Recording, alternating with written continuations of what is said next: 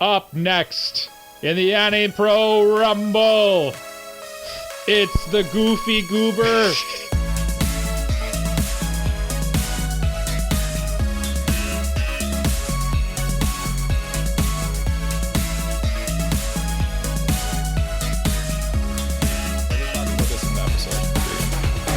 Mari Krombu Weeps. My name is Cole. His name is Mike. His name is Jay. We like anime, and this is episode 86 of the Anime Protagonist Podcast. Don't listen to me, I'm an idiot.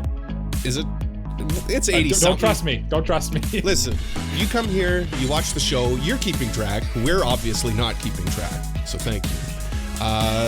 On this episode, we are finally combining all of those characters that we've been nominating for a whole month and a bit into one super duper contest, feats of strength, if you will. But we've been keeping it a secret as to what these characters will be doing up until this very second. Jay, please reveal to our good listeners what it is that these characters are doing. Hello, it is me, Teddy Long. They are going to be competing in a tag team match. Like, tag? They're playing tag? Like wrestling. Yes. If you got the Teddy Long reference, you would have known what I was talking about. For that reference, Jay, I'm an idiot. For that reference, Jay, tonight you're going one-on-one with the Undertaker. I know nothing about wrestling. This is all completely over my head. That's literally the only reference I know.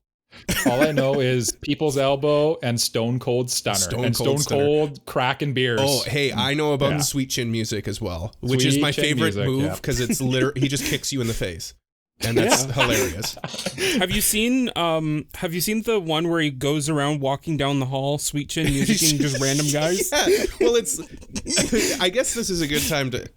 So I guess we'll just go into the episode, and then I'll ask you guys what's on your mind in a second. But this reminds me of when Mike and I were talking about wrestling.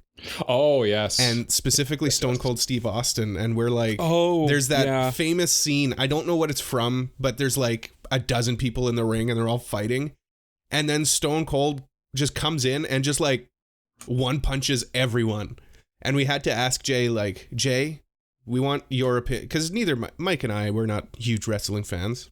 Mm-hmm. We had to say to Jay, what do you think of this? And Jay, what do you think of it? It's awesome. Like, okay, the idea of like one guy just like running into the ring, like the guy that like everyone loves, you know, like everyone's like super like into this. Everybody loves into Stone Cold. Everyone loves Stone Cold, and like he's just going into the ring and just bodying everyone. Like that's so hype.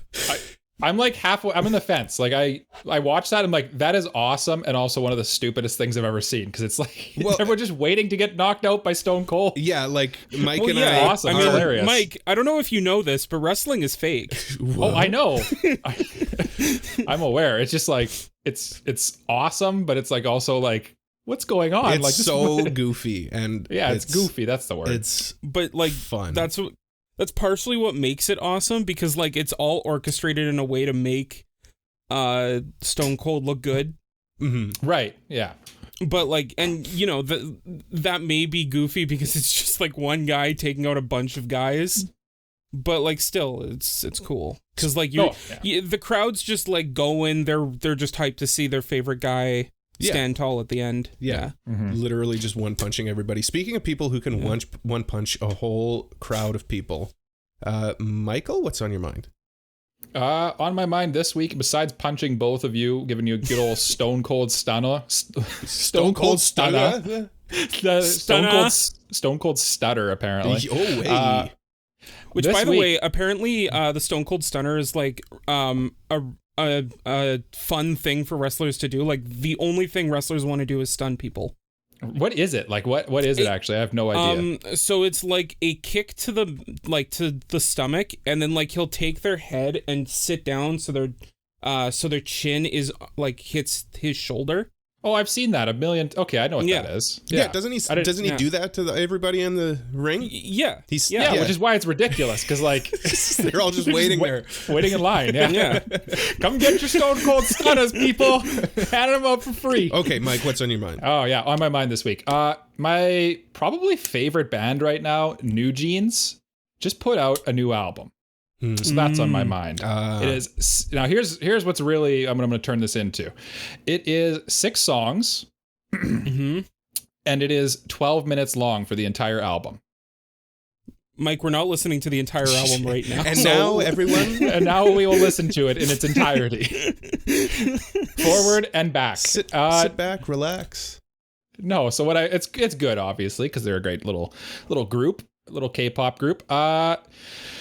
What I wanted to ask you guys though is like, what are some like good albums that you guys can think of? Like, I feel like this album for me signified officially like the album is dead now. If that makes sense. Like at this point, we're just releasing a bunch of singles and calling it. I guess it's technically an EP, but like 12 minutes. That's crazy. And there's some songs that like are good on their own, but maybe the album is lacking. And then there's some like albums that on their own, you might not listen to any of the songs individually, but you like the whole album as a whole. I'm just curious if you guys have any experiences like that, because I know I can think of a few. My music listening is frankly out of control. I cannot sit down and just listen to like an album. No, I can't do it. I feel like it's a dying thing. Like I don't think it happens much these days. I used to be able to do that. Like I think the last time I listened to like a full album was like back when I was in high school. What was it? Which Smoke and Mirrors by Imagine Dragons.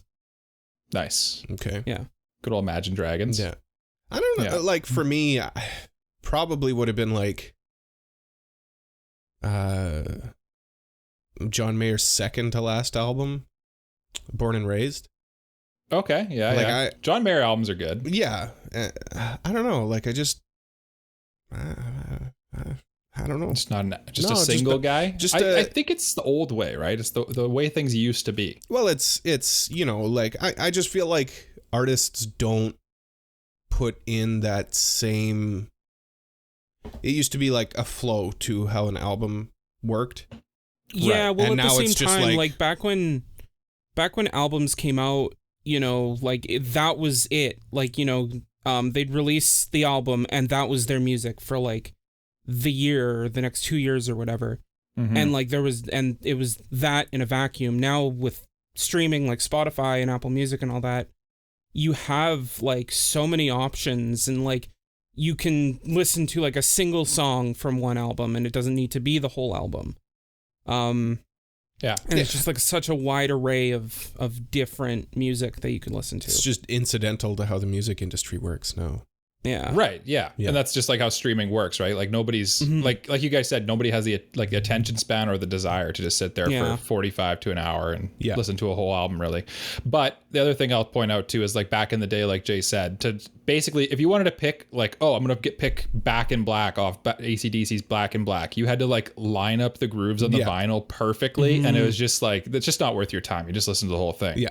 Or like you'd put in the cassette tape and like you'd have to like fast forward it specifically to that one song, and sometimes you'd be over, sometimes you'd be I think I remember with cassette tapes it would actually have like the time that did it have skips? It had you could press next song on some of them it would say like on the liner, like the jacket of the cassette, it would say like Back in Black starts at 4 minutes 13 seconds. Okay, because when I had cassette tapes, like this was back when I was a little kid, the only cassette tapes that I had were like just the tapes, so like I didn't have any like timestamps or anything, so I had to like manually fire it out. Mike's quickly I'm looking it up. It is called auto cue or something. So yeah, it did have a next song, but it's probably you had to have a pretty fancy little cassette player to actually do it. Yeah, because I only remember like vaguely it ever happening, and for the most part, I think maybe you just needed a nice system. We're showing our age here because I have no idea. Cassette tapes are weird, and I don't like them. I do like vinyl though.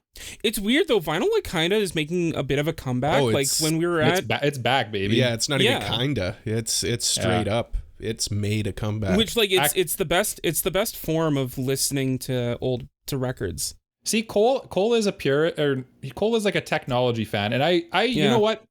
I used to think that way, and I kind of don't fully agree anymore. The thing I think that vinyl does best is it makes you listen to the whole album. The thing with vinyl, so it's more of an experience. Vinyl is bad, and people like it because it's bad. It's dated, but like what I mean by bad is like you get little pops and you get little hisses and stuff like that. Yeah. Fidelity wise, it's not there, but people like that. It definitely has like a character to it. It's rustic.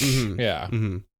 I mean, our show starts with a cassette tape being put in, because I do like that aesthetic. It's just if I'm listening to music, I want it to be in its most pure, just this is what it is. I prefer to listen to songs like like a TikTok video with like the Subway Surfers playing on the bottom of the screen. That's how I like to listen to music. I like listening to music.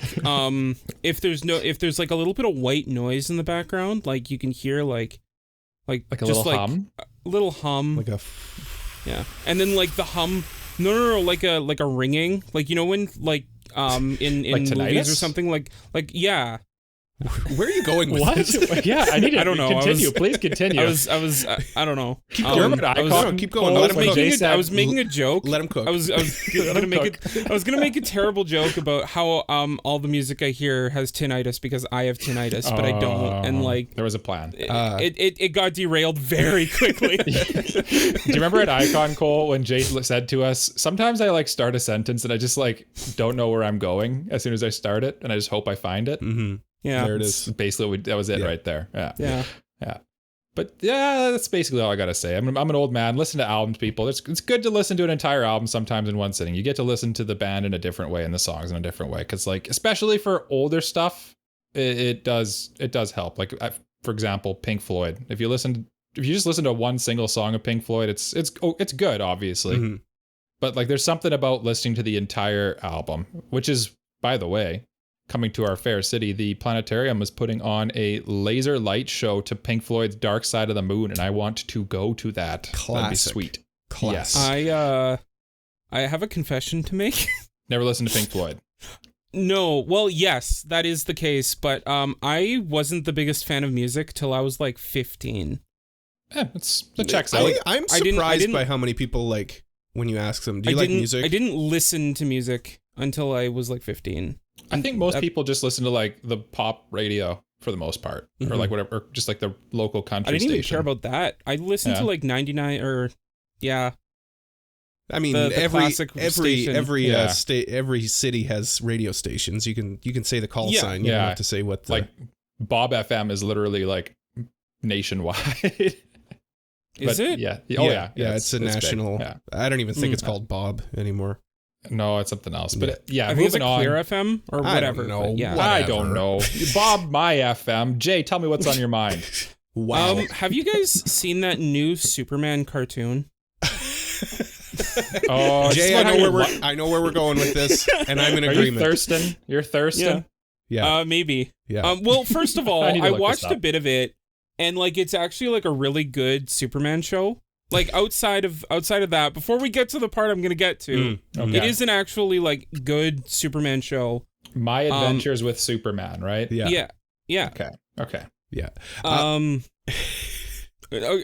Go ahead. No. Continue. What are you two alluding to? What are you colluding about right now? So first of all, it has like that very anime aesthetic, and like if you like anime, you know, it serves that purpose. So like I definitely Lois is hot. Oh, there we go. I'm sure Cole agrees because I'm looking at pictures here and she has that tomboy aesthetic that I know Cole loves. Okay. Jay messaged me out of the blue on Friday. He says, "Hear me out here. My adventures with Superman and Lois Lane." And I say, "I listen." And then he sends me a picture of Lois, just like out of the show, not like some DeviantArt stuff. And I just said, "Lois is hot?" ? And then he says, yes, she is. So I respond with, "Jay, please. Short hair tomboy? She's been on my radar for weeks." Cole, I'm so glad you read out our text conversation because I was going to do that. You guys are so in sync, it's disgusting. Yeah, it's truly a problem. Yeah. Yeah. I haven't watched the show. She has a vibe though. I'm kind of looking at the pictures here of her, and yeah, she's definitely a vibe. She's got like kind of like that like energy to her that I kind of like too. Yeah, and you're right. Like the Superman aesthetic, like the anime look to it is kind of good. I like it. What's it on, Jay?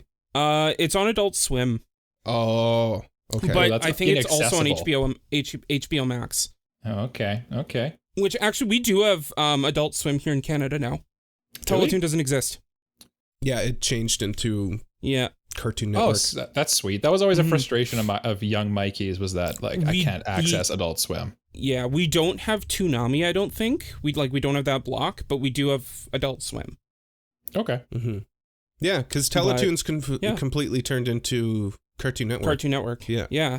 Just kind of, it made me a little sad, a little bit, the end of an era. But I mean, I haven't watched Teletoon since I was 13, probably. I haven't had cable since I was like 18. I don't know. YTV's still on the air, I think, right, Jay? Is it?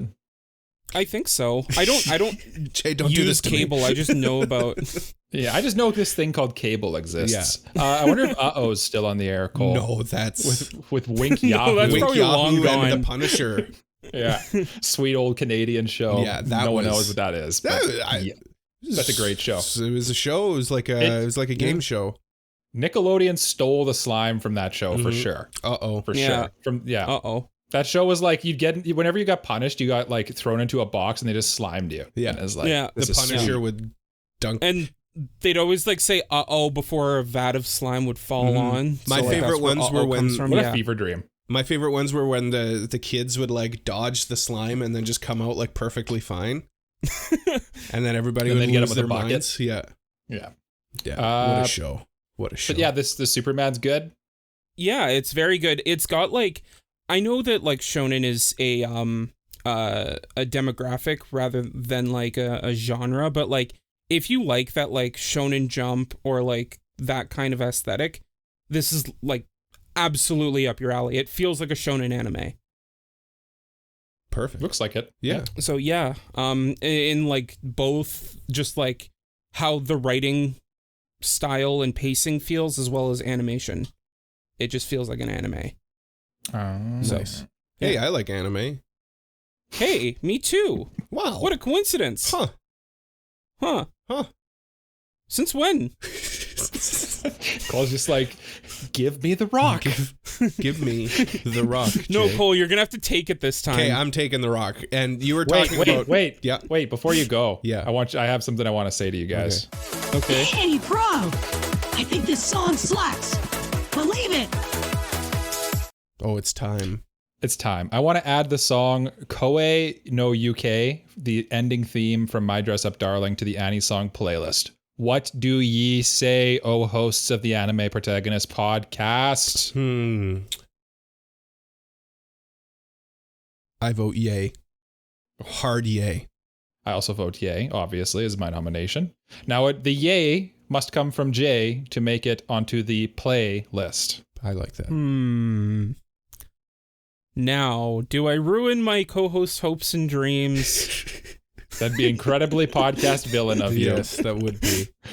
I mean, that sounds much more enticing than just being lame and saying, yay, let's do it.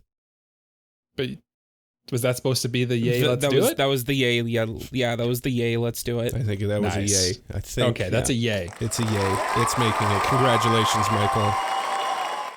Thank you. Can I go now? Yes. Now that we've talked about these wonderful anime and stuff like that, I'm going to talk about Oppenheimer because I went and saw that opening night on Thursday, and let me give you guys a little rundown of it. So it all started back in No, I'm just kidding.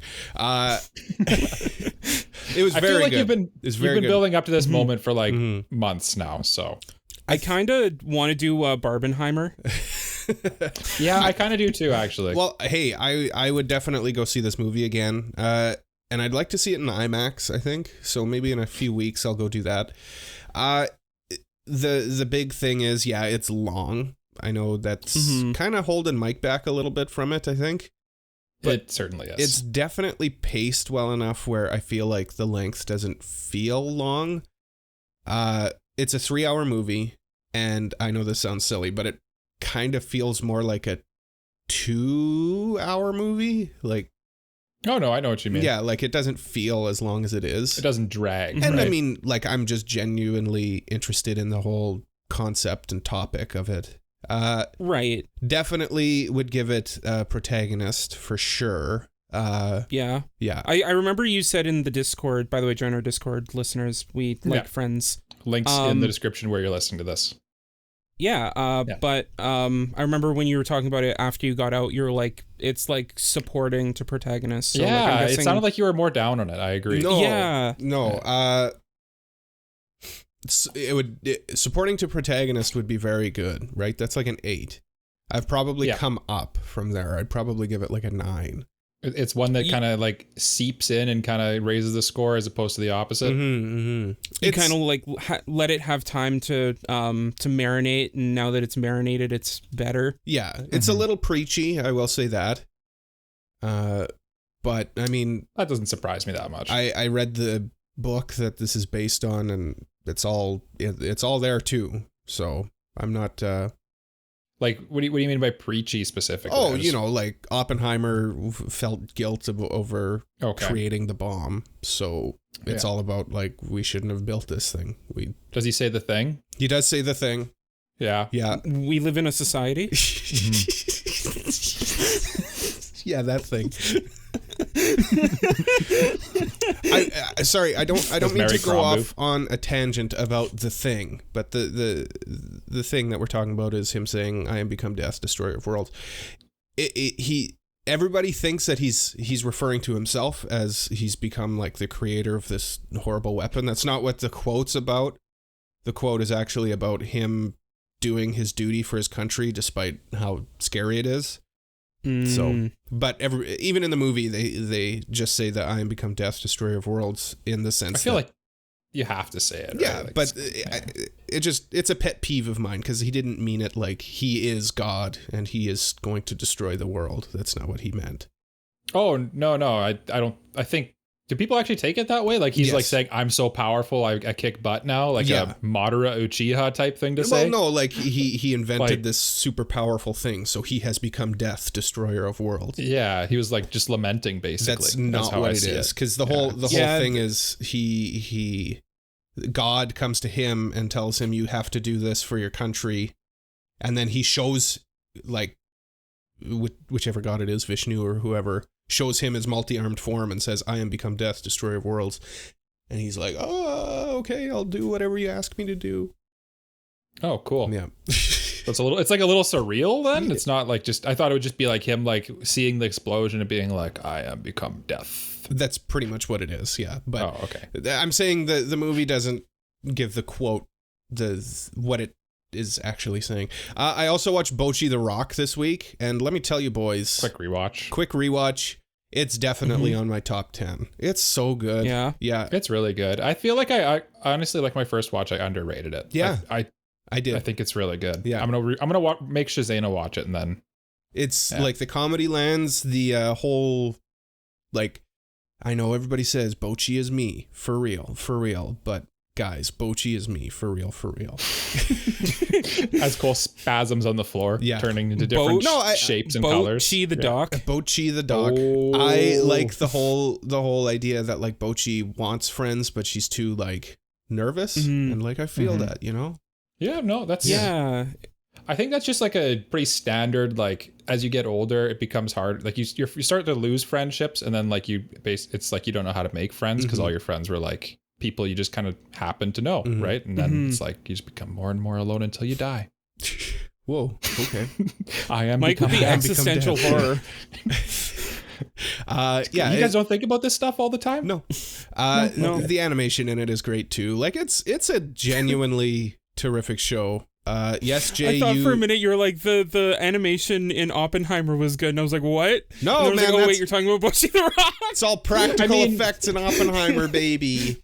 To be fair, I just looked it up, and it's rated 4.9 on Crunchyroll, 8.8 on my anime list, and I have to scroll to find Annie list. So like this is a it's not like it's an underrated show. No, I wouldn't say that. No, it's just no. That's a really high score. It just kind of like came out of nowhere. It came out of nowhere, and I think everybody enjoyed it. But I think if you go and rewatch it again, you'll enjoy it even more. This is definitely one when a Blu-ray comes out. You're gonna get it. You're gonna pay the $80 for the 12 episodes. I'd get it. Yeah. They need more figures. Figures are coming out for this too. Well, I mean, maybe Cole They're went making a Weiss set. Maybe Cole went and pre-ordered a Bochi figure. Who's to say? Who would know? Who's to say? By the way, Cole, did you see those signed cards? I did see them. The Weiss cards. Yeah, and don't worry, I'll be getting that Weiss set once it comes out. You guys, hold on. AniPro! Oh. I think this song slaps. Believe it! Okay, I'm coming in with a Another one. I'm coming in with a very controversial pick here. Okay. Because this is an insert song by Kesoku Band from Bochi the Rock. Oh. And it's the song If I Could Be a Constellation. This is the song where Bochi's string breaks and then she has to like improvise a solo with a broken string. She picks up the bottle or whatever. Yeah. And the bass line is disgusting in it. Ryu do be slapping the bass. It's peek behind. I lifted the kimono here. We kind of like pre-showed these all to each other a little bit.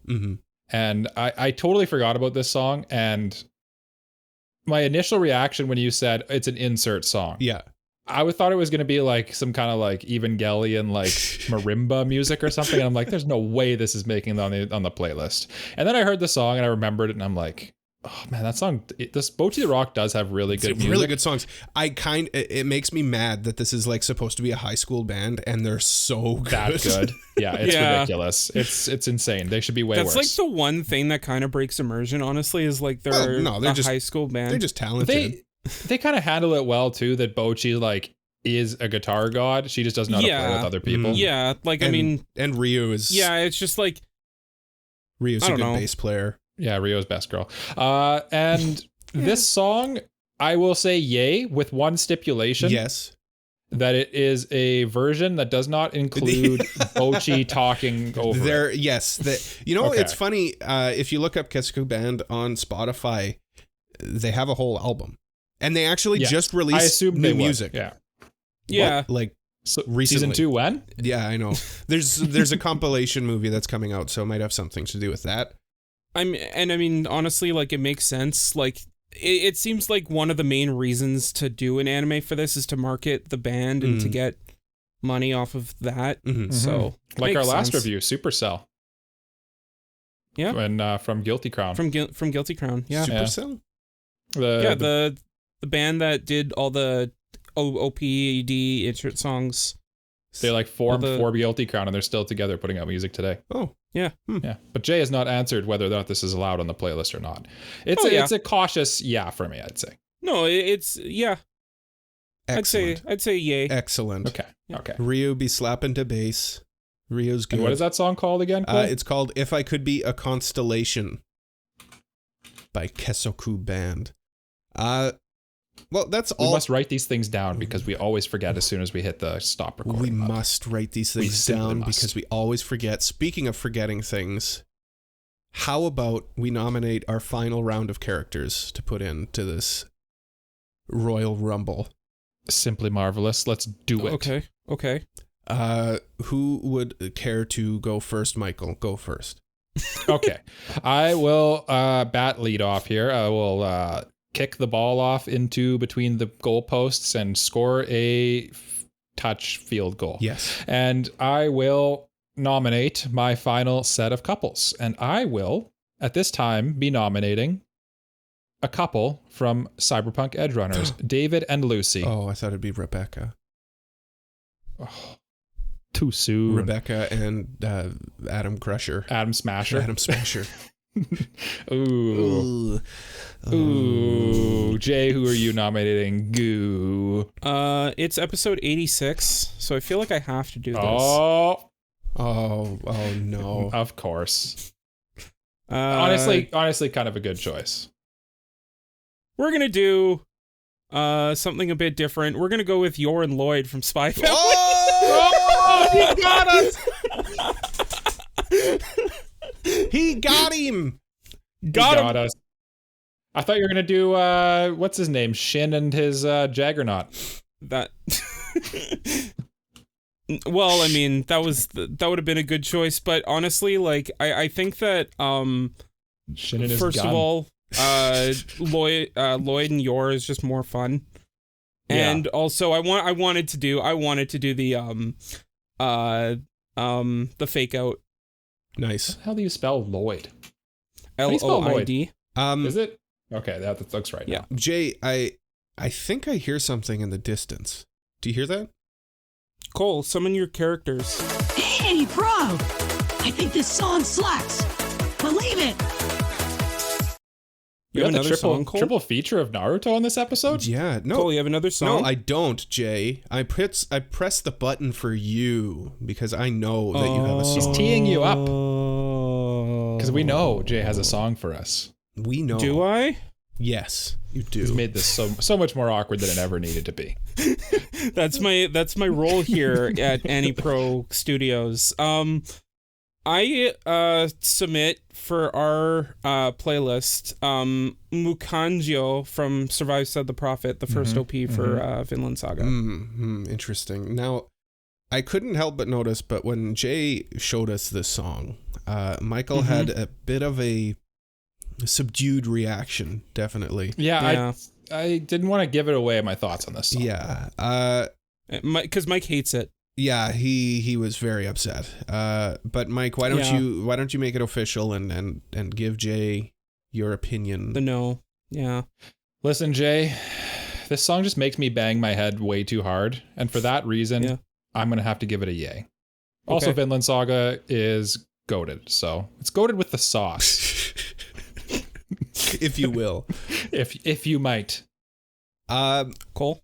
Now, I've put a lot of thought into this. You know, I've ever since the song was shown to me as an option for one of the songs that we could potentially put on our playlist. And make no mistake, this is a very, very important, monumental decision. I thought when I first heard the song, I was taken back to some words that I read in the Bhagavad Gita. And those words are, I am become death, destroyer of worlds. And I think we all felt that at that point. Yeah, it's a yay from me. It's a yay from me, yeah. Okay. Yeah, sure. Didn't expect So to we've get got- Bonga Vita to get a few drops in this episode. So I guess we got a trifecta of new songs coming Yeah, to our there you playlist. go. Go check out the playlist. Links will be in the description wherever you're listening to this. Sure. Yes, we must remember to do that. Yeah. Let's try That's a very good hard one. to remember to do that. Now, without further ado, I Yes. also nominate the final couple that will take part in this yes. massive fight. Is this a cage match or is this just straight up they're just in a wrestling ring? Just a tag team match. Okay, nice. And it's like WWE style wrestling too, right? Like they're not it's like all glam, like it's stone cold stunners and stuff. Like people are not actually fighting. I think entertainment will play a factor in Yeah, this. Okay, entertainment, like playing up to the crowd is a very important factor in this. Yeah. Okay. Without further ado, if you will, I'm surprised that this couple hasn't been nominated, considering how much the three of us enjoy this program. I'm going with Kaguya Shinomiya and Miyuki Shirogane from Kaguya-sama Love is War. That is a great pick. Yeah. I know it is. I'm surprised this actually has not come up. I know. Yeah. I had to double check. I had to go back and check the list. Did anybody nominate them? But nobody did. It's a slam dunk. Just a slam dunk. Just right a there. easy slam dunk for old Coley. His progenitor of the podcast. His shoulder hurts from dunking on you boys so hard. Oh, well then. Why don't we go into the mailbag and see if we can cure that for you? Oh yeah, we have a mailbag. I was kind of wondering if Cole forgot about it. Yeah, I would never forget about it. It's time for the mailbag. I 100% forgot about it. Okay. I was like, when you went to nominate the characters, I'm like, oh, this is an interesting order to do it. We'll do them quick though. Okay. Not they're pretty easy ones anyway. I picked this time. What from our patron priority mailbag. Become a patron at AniProPod.com/patron or patron.com/AniProPod, whichever order you would like to choose. Those are great options. It's essentially the same thing. One will save you a click. Yeah, you'll figure it out. It's also in the description wherever you're listening to this too. If you're a patron, though, you get priority mailbags. And this week's from Super Mexi, king of the patron priority mailbag thus far. What is an upcoming anime that you're most excited about? Now, okay, I need to specify here. Are we talking about like for this season that's on right now, or like next season?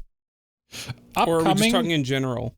I would just say like it probably is something that hasn't aired yet. Okay, would be my. Well, I'm gonna go speculative.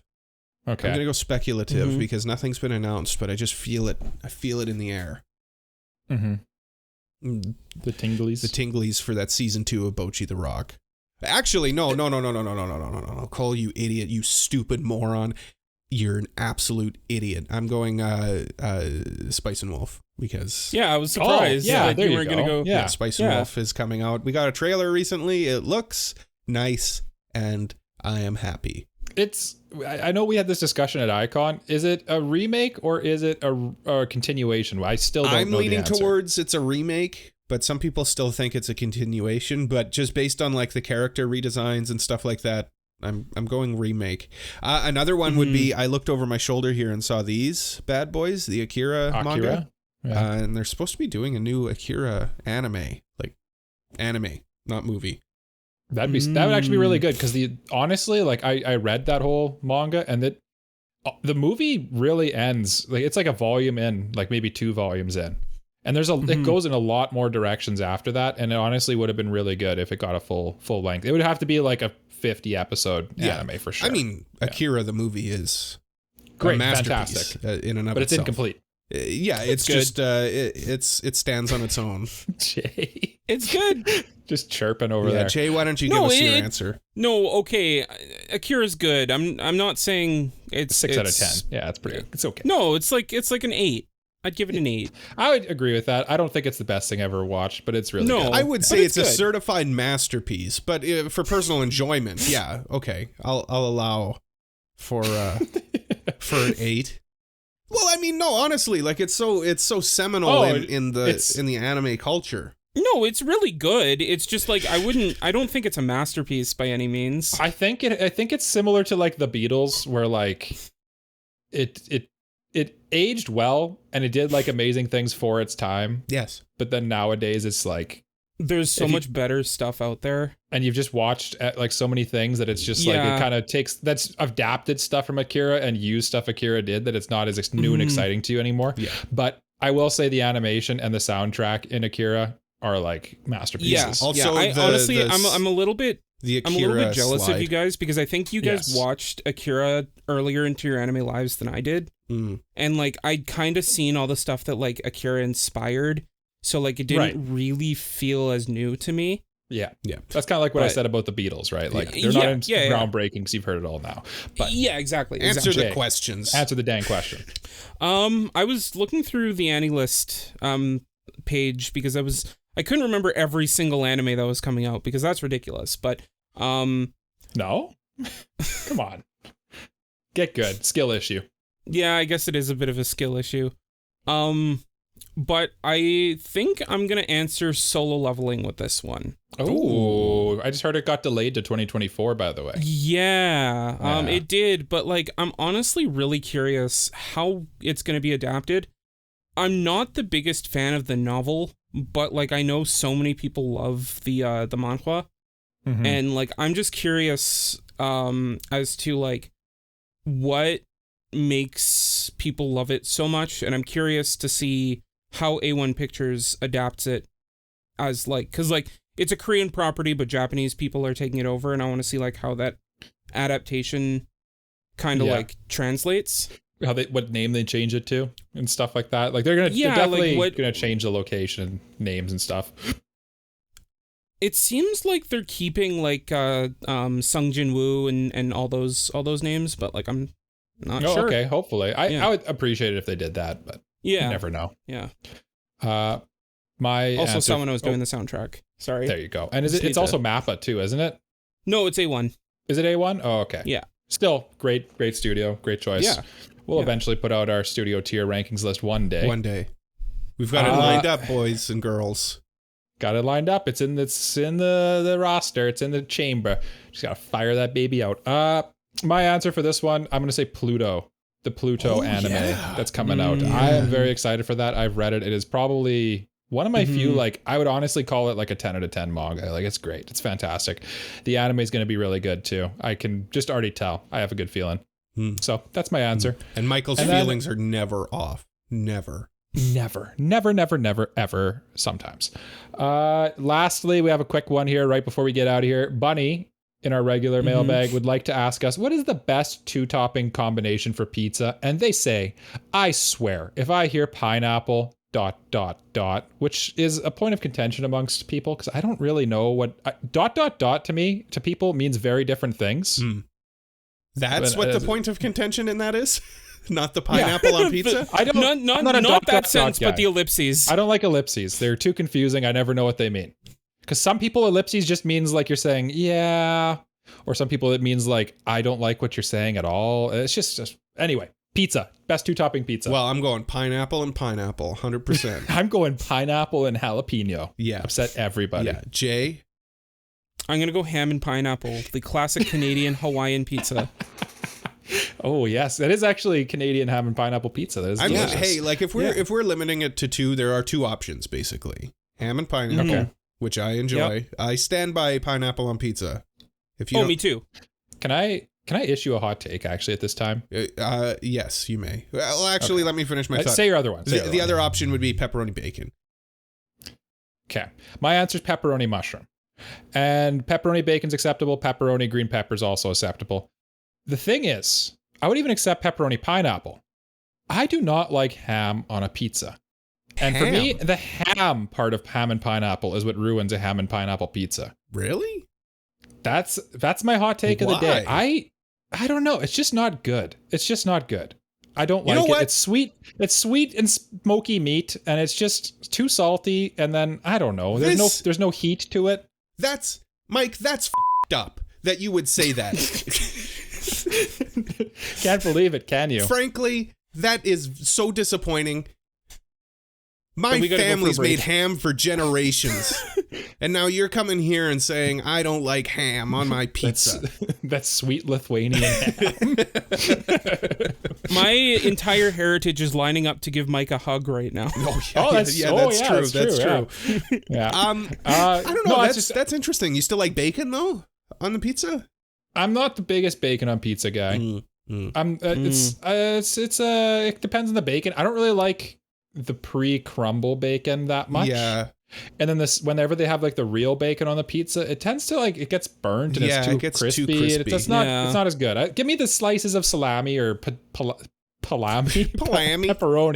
I don't really like salami on pizza or like sausage. I hate that like sausage crumble. Yeah. I don't like ground beef on pizza. Yeah, I'm not here for ground beef. I will say though, instead of pineapple, often I'll go with banana peppers because it's got the same. It's got the sweetness of the pineapple, but still like you got the spiciness, that a little acidity. Bit. Yeah. So I would also say to Bunny that 2-topping pizzas is too few toppings.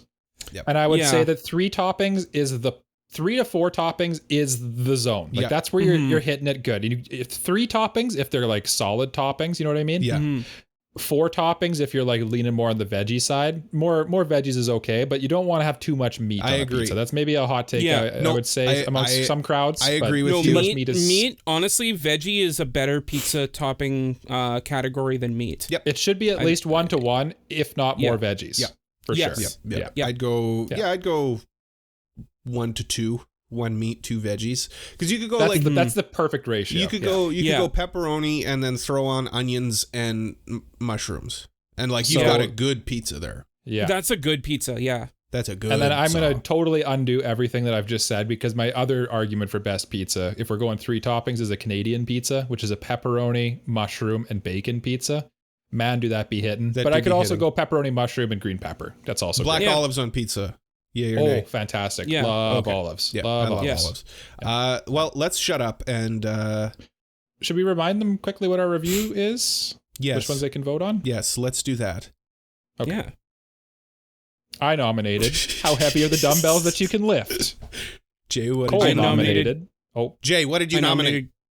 I'm trying to tell you. Jay, what did you nominate? Jay, hurry. Tell us. Please. We're running I out of nominated life. Grimgar of Fantasy and Ash. And I, Cole, nominated the hit anime, the masterpiece, if you will, Madoka Magica, Puella Magi, Madoka Magica, whatever. We're also reviewing Odd Taxi next week. So not next week. Next time we're going to be reviewing Odd Taxi. That's our next review. It's next week. Is that next week? Yeah. Oh, I should watch it.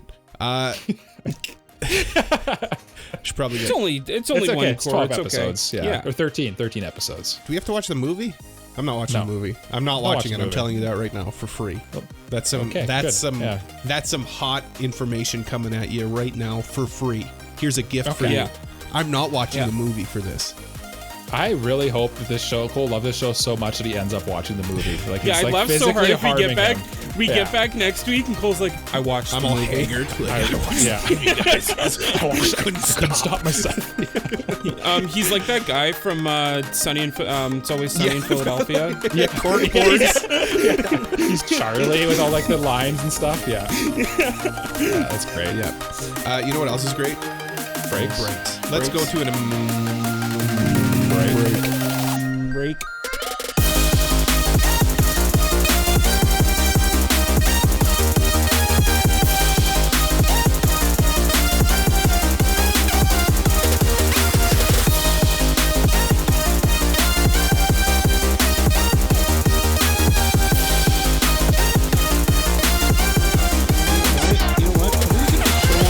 Say welcome to WrestleMania!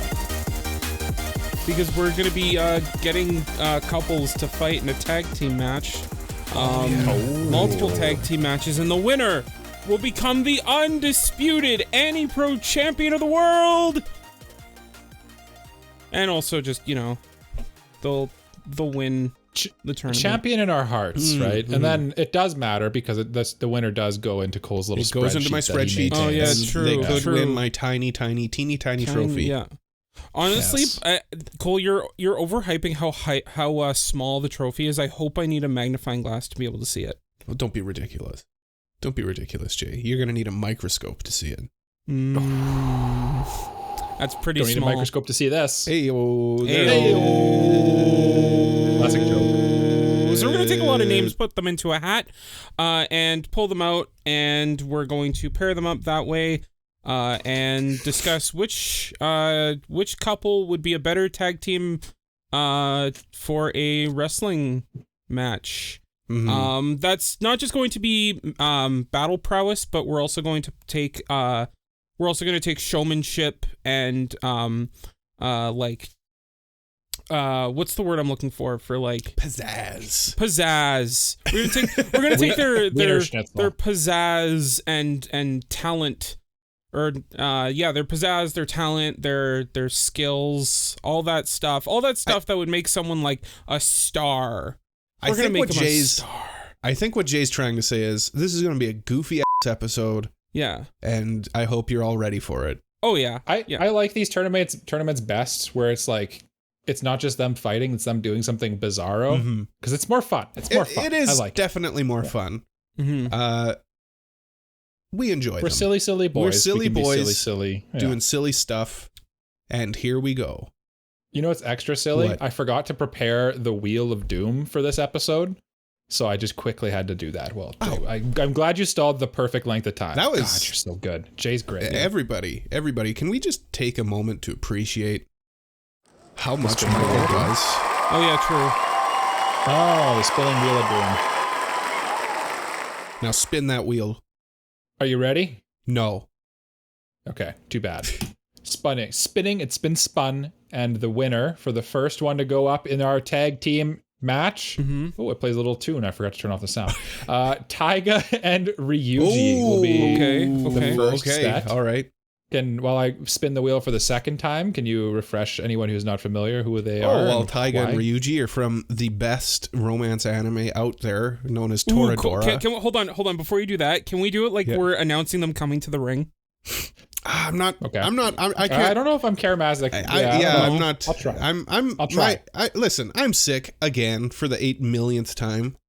Cole, did you get COVID again? I don't think it's COVID. Skill issue. It's a skill issue. Truly a skill issue. Taiga and Ryuji are from Toradora. Jay, if you wanna like be the Bruce Buffer of this thing. All right. Well, and introducing first from Toradora, it's the lovable pair of the Pop Tub Tiger and what's his name?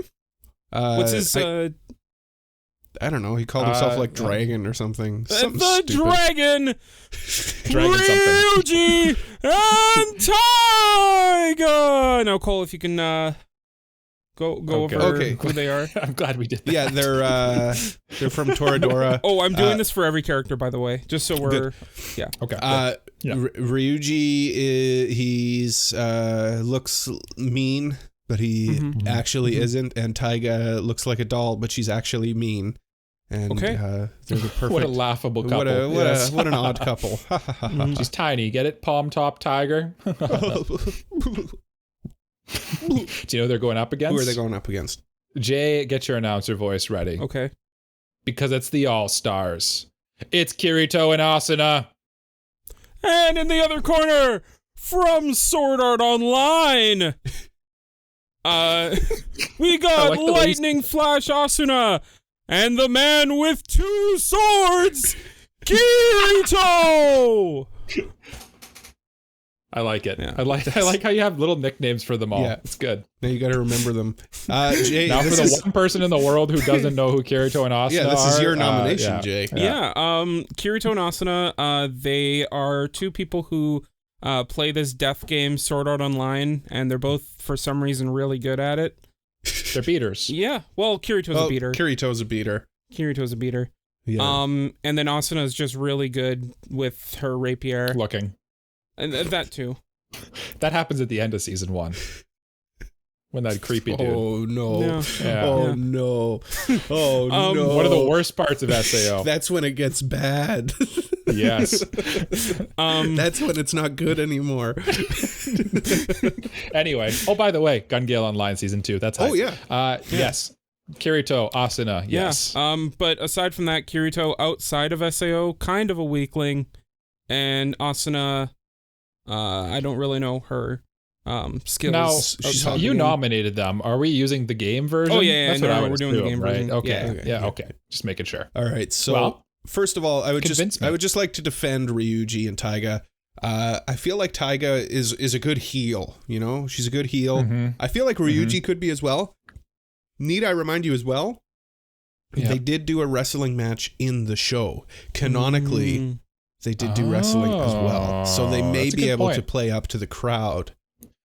Now, here's another thing that I would also point about Ryuji and Taiga. Yes. I feel like a huge part. Now, hear me out. I don't watch wrestling at all. I know nothing about it. I went to one Raw or something like that, or SmackDown, and it was great. But I think Ryuji and Taiga have this little thing called showmanship. Yes. I think they're going to put on a better show than Kirito and Asuna might, if that makes sense. They have more character to them. They have more character, and I feel like the thing with Taiga and Ryuji is they'd be more professional with it, whereas Kirito and Asuna, they don't know what they're doing. They're just there to like. They're a little too stiff. Kirito's gonna call himself something like a beater, and everybody's gonna be like, he's gonna get in the ring, get on the mic, and be like, "I'm the beater."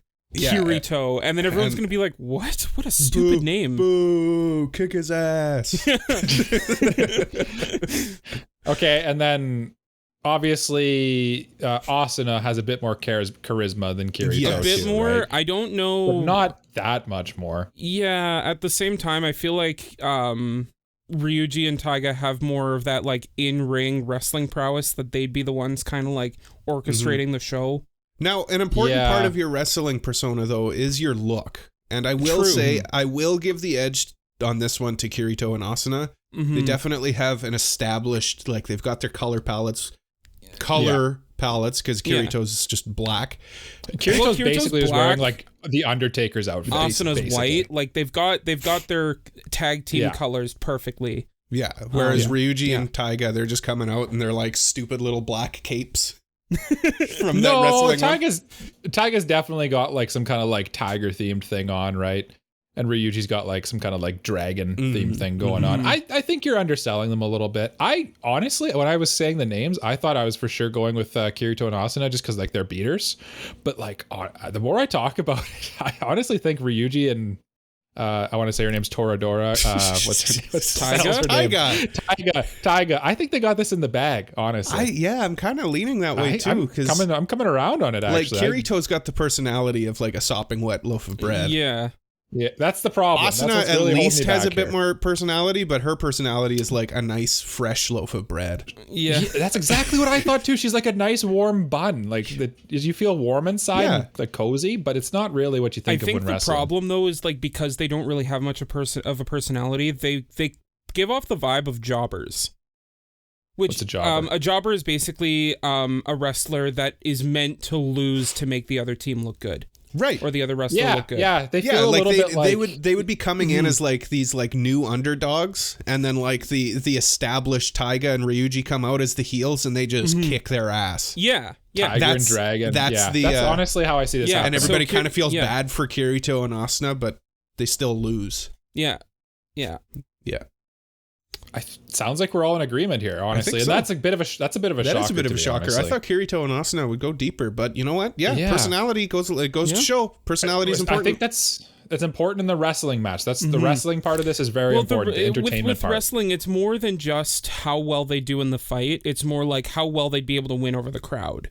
And I think Taiga and Ryuji have a better chance at winning over the crowd than Kirito. They'd be that team you love to hate. Yeah, I think when I think of like Toradora too, and like what they would do with wrestling, like I'm picturing the scenes where like, what's her name, Toradora there, Taiga, when she comes like flying in and she has like a sword and stuff. She's got swagger, man. Taiga's got swagger. I could see like Asuna like on the ropes, like, and then she's like, Taiga goes out and grabs a chair from like underneath the broadcast booth or something, and then she already uses props in the show too, right? Like that's part of this. Okay. Yeah.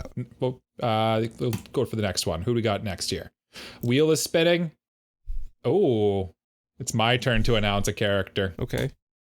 Up next in the AniPro Rumble, it's the Goofy Goober and Ash's mom. It's Mr. Mime and Ash's mom. I couldn't think of a nickname for either of them other than that. I like Goofy Goober. I like Goofy Goober. If you don't know, Mr. Mime is a literal, like, horrifying mime creature. And this is the Detective Pikachu version of Mr. Mime, by the way. Okay, and Ash's... You guys have watched that Ash's film. Mom is... just Ash's mom from the cartoon. Brought to life. Ash's mom is Ash's mom. And this is a couples tournament. They are a couple. They are romantic, even though it is not. Don't get gross about it. Hey, never forget that Ash's mom makes Mr. Mime eat on the floor with the other Pokemon out of a dish. Listen, I heard a story at work the other day that someone's wife made him live outside an ice fishing shack for an entire summer. So what? This guy, Mimey's living. Oh yeah, Mimey, isn't that his name? I don't know. Mimey's living good. Mimey. Yeah. See, that's a loving nickname that a couple would say for her partner. Definitely. Yeah. Certified. Do I need to explain really who they are? It's Ash Ketchum's mom. And the Pokemon. And a Pokemon. Yes. Who is a very creepy Pokemon. And I feel like they got the bit of like the swagger too. Ash's mom might be a little deadpan.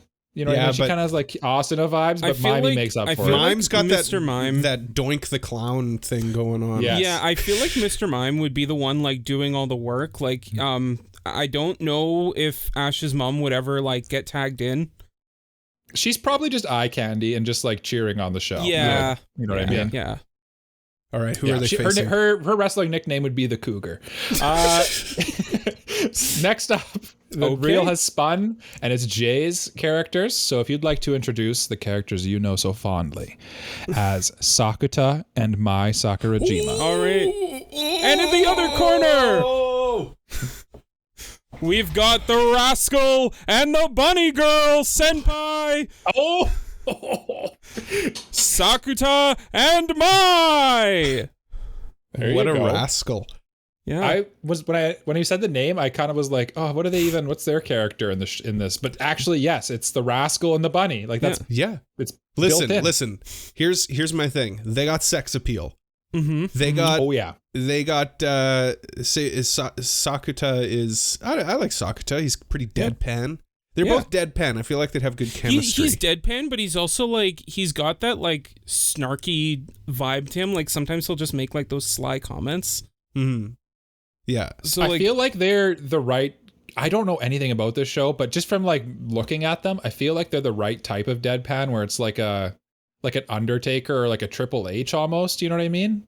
They feel like they're not really particularly like going crazy, but like they're kind of a little more serious about it. I feel like the sarcasm would. I think that they could win the crowd over in this one.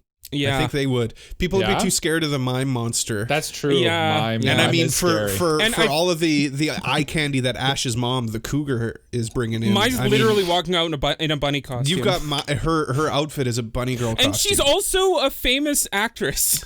She's also canonically a celebrity. Is she? Yes. Oh, I really need to watch this show at some point, but that's beside the point. You do. So it sounds like, honestly, you guys are going to have to tell me why, like, more about this Sakuta and Mai and their wrestling duo, because I don't feel like I know enough about them here. Well, I don't really know how. Are they athletic? I mean, they look like they would be. They're pretty average. They look more like a wrestling Sakuta team did punch a guy once. My monster. Oh, there you go. Yeah, so okay, he's got fighting skills then. And you know what? Actually, now that I think about it, Mime is actually kind of a bad choice for this, because like his whole thing is like he makes it so that people can't. His thing, instead of you can't see me, like John Cena style, it's like you can't hit me, and it's just like a barrier, right?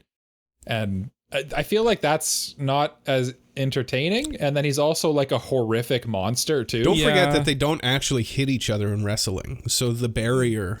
Yeah, it's kind of pointless. It's kind of a bad wrestling gimmick. It's kind of a bad wrestling gimmick. It's like that tent that was a wrestler that's going around on TikTok I've been seeing. What? You're going to have to send me that after. That sounds crazy. I'll send you that one. At the same time, I don't think you always need to be like a great wrestler to be a great WWE superstar, you know? Like sometimes it's that appeal that wins over the crowd over wrestling prowess. Listen. Mai is winning this. She's winning the crowd over. Sakuta's along for the ride. He's going to make some quips and quaps. And it's quips and quaps. Yeah, and then we've got Cougar over on the other side there, who's just run down and tired because she's like raising a child. She's like Miss Elizabeth to Mime's Randy Savage. She's raising a child? Are you kidding me? Ash hasn't been home in like 25 years. That's true. I'm assuming she's like sending him money and stuff.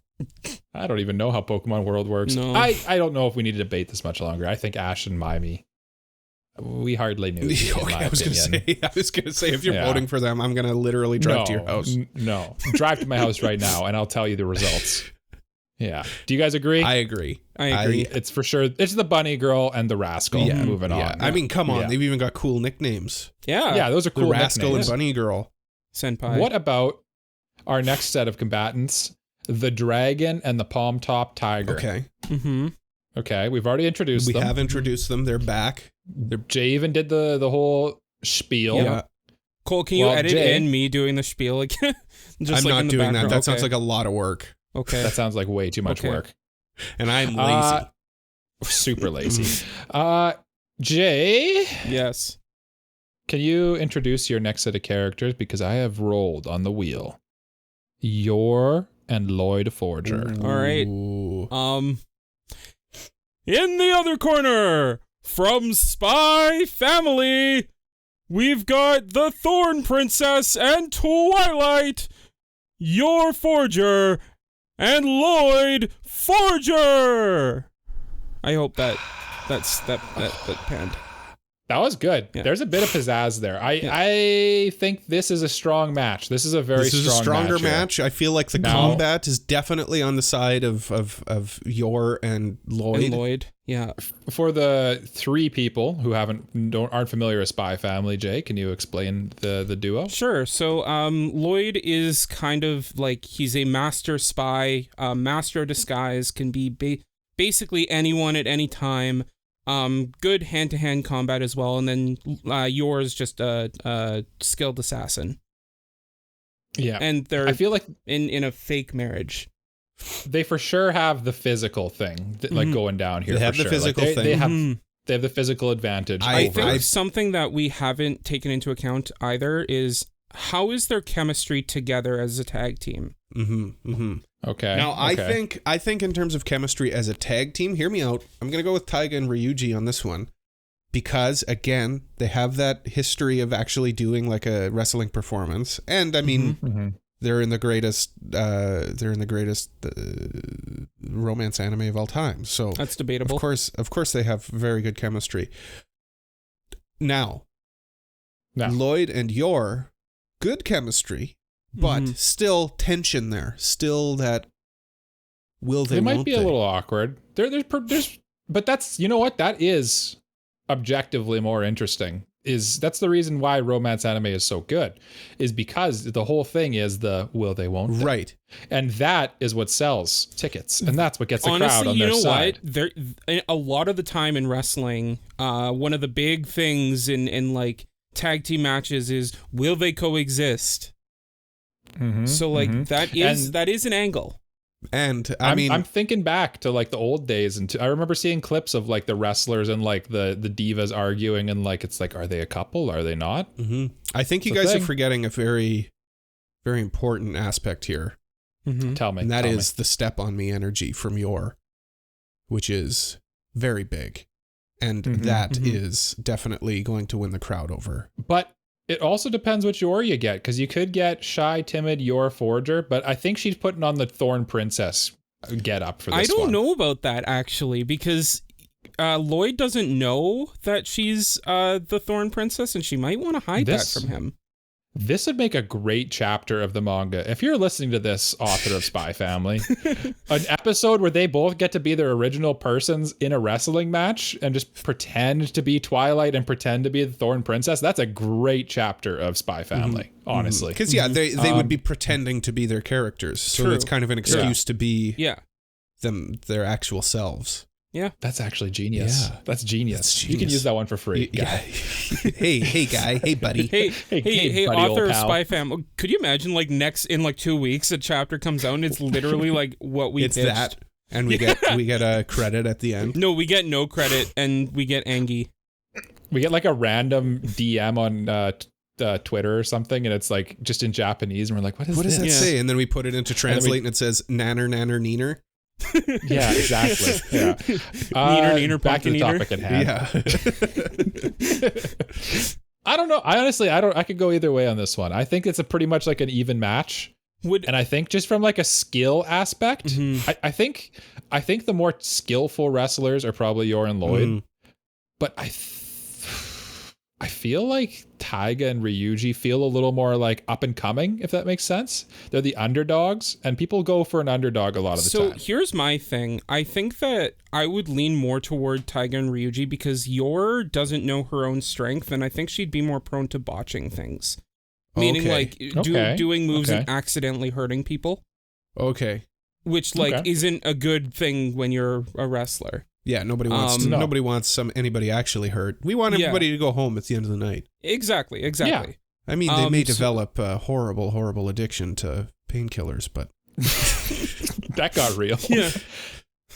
You guys vote, and then I'll break the tie, because these are your two characters, and then you guys. Honestly, I was gonna go Yor, but you guys both kind of convinced me to go Taiga and Ryuji. To be honest, I like their I don't know. I like the villain aspect to them. Like, I like how they're kind of like Taiga's like the big leader, and then Ryuji comes up and he's like the Waluigi to her Wario. So would Ryuji be the Marty Jannetty to Taiga's Shawn Michaels? Yes. Well, Cole, Sure. here's the thing. Do you know who Shawn Michaels is? I've heard that name before. Sweet Chin Music. He's the guy that does Sweet Chin Music. There you go. Okay, do you know who Marty Jannetty is? No. Okay, there you go. So like one guy you kind of know and another guy that you don't know at all. Imagine Taiga giving your Forager Sweet Chin Music. Ooh, there you go. Now that's an Yeah. image. Somebody let's message Brenna and have her.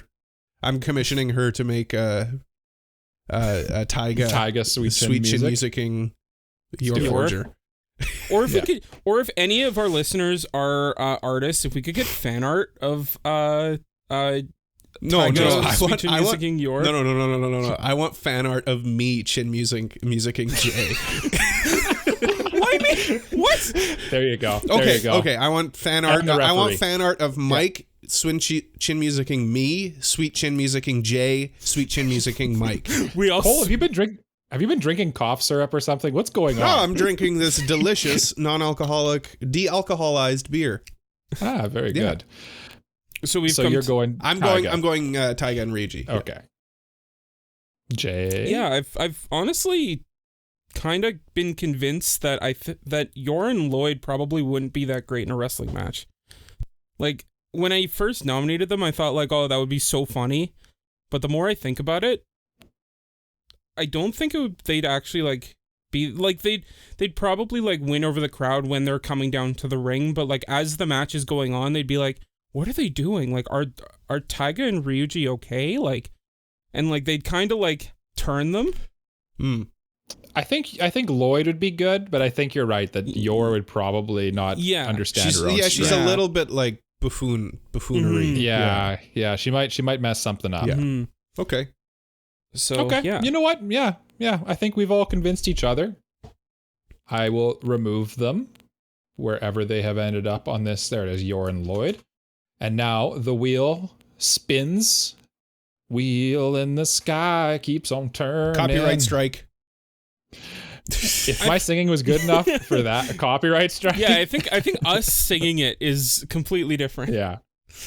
Next up, in the blue corner, we have from Full Metal Alchemist Brotherhood. Jay, would you like to introduce our next set of combatants? Edward Elric and Winry Rockbell. Okay. Do you remember what Winry's nickname is? No. Okay, I'll figure I'm it out. amazed you remembered any of the nicknames. I'll figure it out. In this corner, from Full Metal Alchemist, we have the Full Metal Alchemist and the Automail Repair Lady, Edward Automail Elric geek. and Winry Rockbell. So she also goes by either Automail Geek or Crazy Gearhead, as you could choose. Okay. There I you like go. Jay's. The Full Metal Alchemist, and what did you call her? The Automail Repair Lady. Repair Lady. That's a great wrestling persona. Yes. If you haven't watched Full Metal, if you're one of the one people in the world who haven't watched Full Metal Alchemist Brotherhood, Ed has a mechanical arm. He is a short little man. Mm-hmm. Nice. He has long blonde hair, and short. he's got personality to him. He's going to come out with some zest. He's got fire. He's got Taiga energy, right? Yeah, he's got little 3-1, man but energy he's got a going lot on. of spunk. Yeah, he's a very spunk is the perfect term for this duo. Spunky. They're spunky. Ooh, yeah. And Winry, she's capable too. She's got her like can-do attitude. She's basically like what's Rosie the Welder or whatever the heck her name is from that the poster in 1920s or Rosie whatever. the Yeah. Riveter. Yeah. There it is, Rosie the Riveter. Yeah. Why'd I say welder? Get out of here. Get out What of a here. silly boy. Yeah, get out of here. And unfortunately for them, they're going up against Jay's very own, the Rascal and the Bunny. Okay. Ooh, Don't need to introduce Sakuta them. and Mai Sakurajima. This is a tough one, to be honest. I think... Now, hear me out. Okay. I think in terms of physical prowess, it's for sure the Full Metal Alchemist and Winry in this one. Easily, right? Mhm. One of them has a metal arm, and the other is his repair guy who has like a wrench the whole time. She's badass. I think that they have enough spunk and they have like enough personality that they're going to both win over the crowd, not only with their dazzling personalities and cute romanticism, but they will also do well in this wrestling match. They've got the Lost will. my train of thought. I think I figured out their gimmick. So the match starts out, Ed's in the match, and like during the match, basically he gets worn out, and because she's his repairman, he tags her out, and she basically like fixes him up, right? And so like he tags she back goes in, and then like he's basically like all good to go again. Yeah. So like that's their gimmick. And Ed already has a cape, and Winry already has like that sweet bandana thing. Yeah. Like that screams wrestling. Yeah, they've got their Like Ed's costumes. long coat. They've got their costumes. They've got the will they, won't they, right? They've got that chemistry that we were talking about Kinda before. got it all. Yeah. They've got their childhood friends, so like they know each other like so well. Yeah. Like I was scared at the start, but now I want to hear why Sakata and Mai, the dragon and the rascal, or no, the bunny and the rascal. We're not mixing teams here. No. Why would they have a chance in this? I can't say because I don't know this show. Yeah, so. I think that like, you know, Mai would definitely like have that like star quality to her because she is a celebrity. She's like the Trish Stratus of this match. Yeah. That's a reference I understand. I know that's the only diva I like I know. how you're both like Captain America. Like, I get that reference. I get that one. Yeah, I know that. I get that one. It's the only one I know. Yeah, I think that you know, they'd have that quality to them, and like they do have like good chemistry together, but I think that Ed and Winry just have a bit more to them that would draw the crowd a bit on their side. Yeah. They do have like, if we're going by the gimmick that I came up with for them, they'd probably be the heels of the match because like, you know, oh, she's fixing him up. Like, I see, but the thing is, I don't think that they'd be the heels of the match because they're too cute. They're too cute. Yeah, they're too kawaii. Yeah, right? And like Ed's like he's just that little guy, and like at some point you know Sakata's gonna call him short or something like that. That's all for sure. Yeah, that's gonna It's sound happening. That's in the script. That's for sure. Yeah. And when I see the match and I'm looking at like the handsome boy and the beautiful girl going up against Ed and Winry, like they're both normal looking people, right? You root for the underdog. You want to root for them, right? Yeah, you don't want to root for the perfect pretty girl in a bunny suit. You want to root for the riveter girl. I think the heels in this match are Mai and Sakata, to be honest. They're kind of like the elites. Yeah. They're what we aspire to be. But Edward and Winry, they are who we are. And we want to win. That got deep, Cole. Yeah, that's what I'm here for.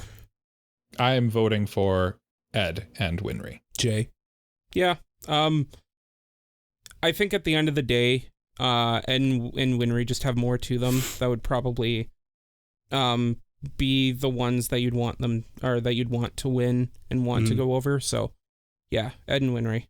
Man, unanimous. 'Cause that's kind of how wrestling works, right? It's kind of like the crowd wants to win, right? Yeah. Not all the time. It's more so like who would draw in more money for the company. Like what would be a better sell. Yeah. Right. So in a roundabout way, it's kind of like who you want, right? Kind of, but like sometimes the bad guys have to go over because you got to draw in that like suspense and tension. Yeah, and because if the good guy wins yeah. all the time, like you can predict that from like a mile away.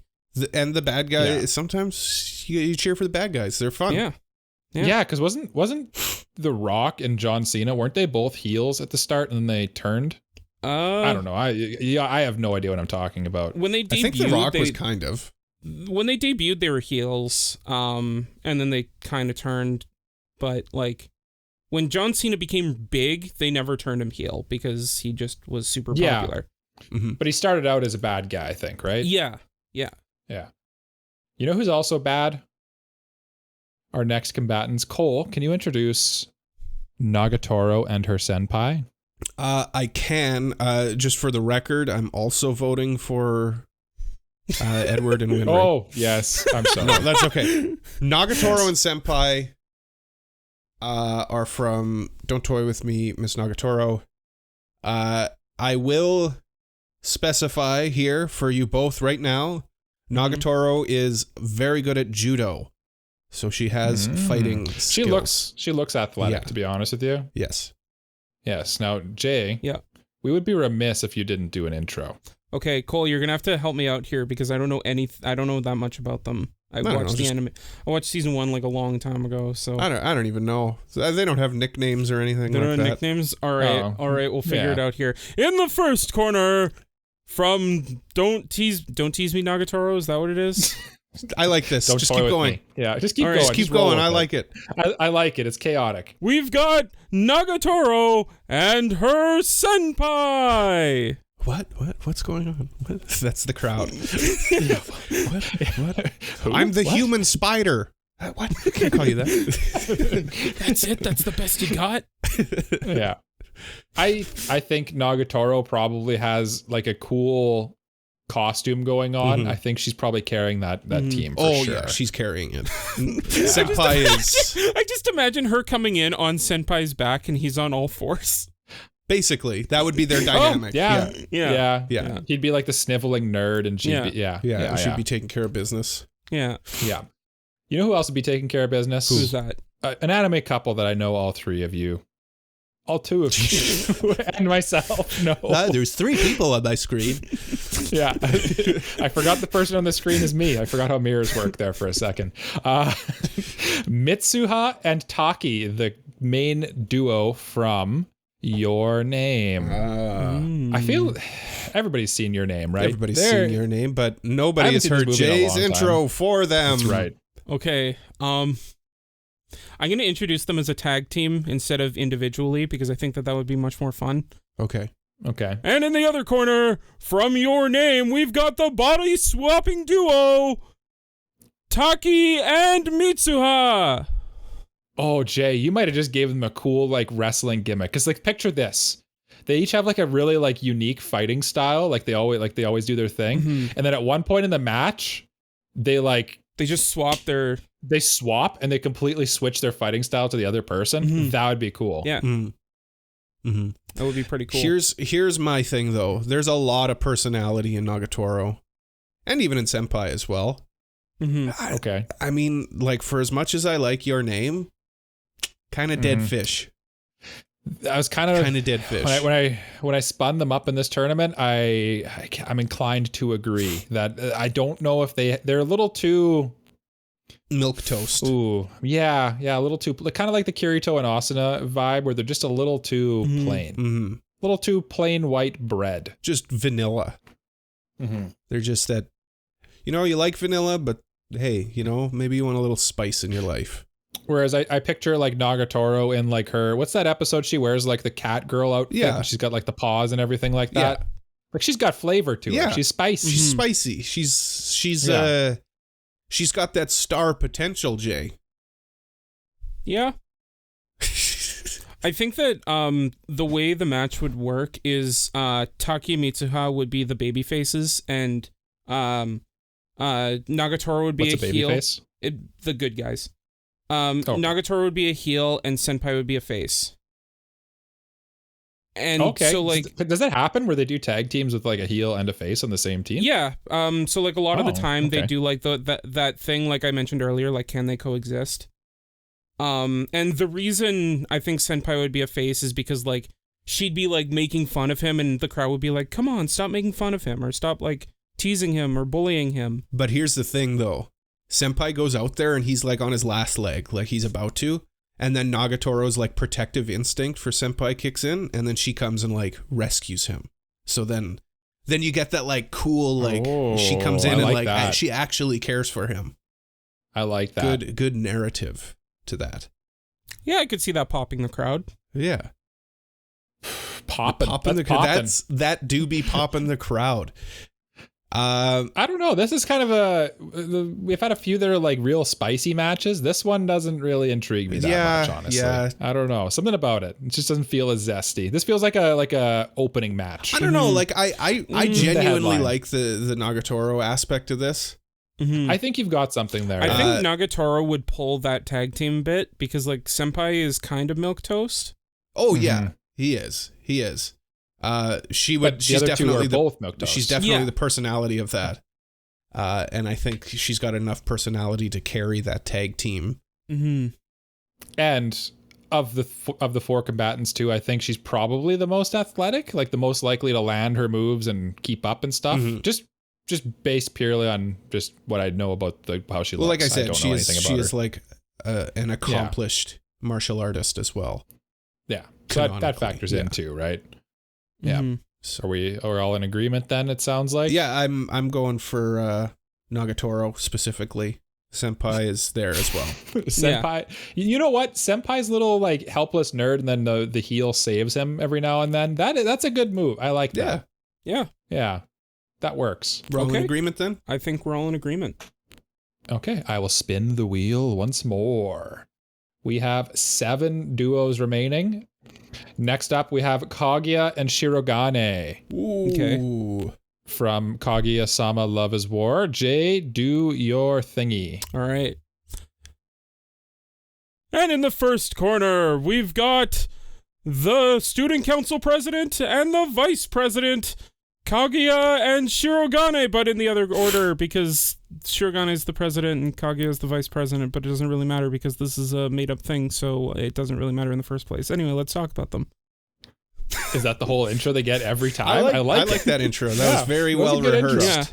It almost sounded like you didn't mean it. Yeah, it almost sounded like I made that up on the spot. That's sure what it sounded like. And I do like this duo. I think that they do have they're sneaky milk. I'd say like your initial impression is they're milquetoast, but I think there's some spunk there that you maybe are not thinking about. Here's the thing with them. You think that they're going to be you think they're going to be heels, right? Because they're like elitists. Yeah. But then it turns out that they're like super lovable. And then they turn into faces.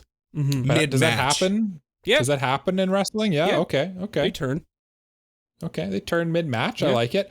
Well, what about if they faced off against another dynamic duo Batman and Robin. of the Full Metal Alchemist and the auto mail repair lady? Oh, okay. This is a tough one actually for me. Because I'm not weighing combat ability very highly in this. It's truly likability that's coming in here. Yeah. I think likability is probably number one, and then like a close, not even a close second, but like it does factor in just like the ability to do some cool moves and stuff. Because you don't want to just watch someone run around. I think the way that we're gonna do it is if it's like even, like they're both pretty likable, then it's who would like who's more athletic, right?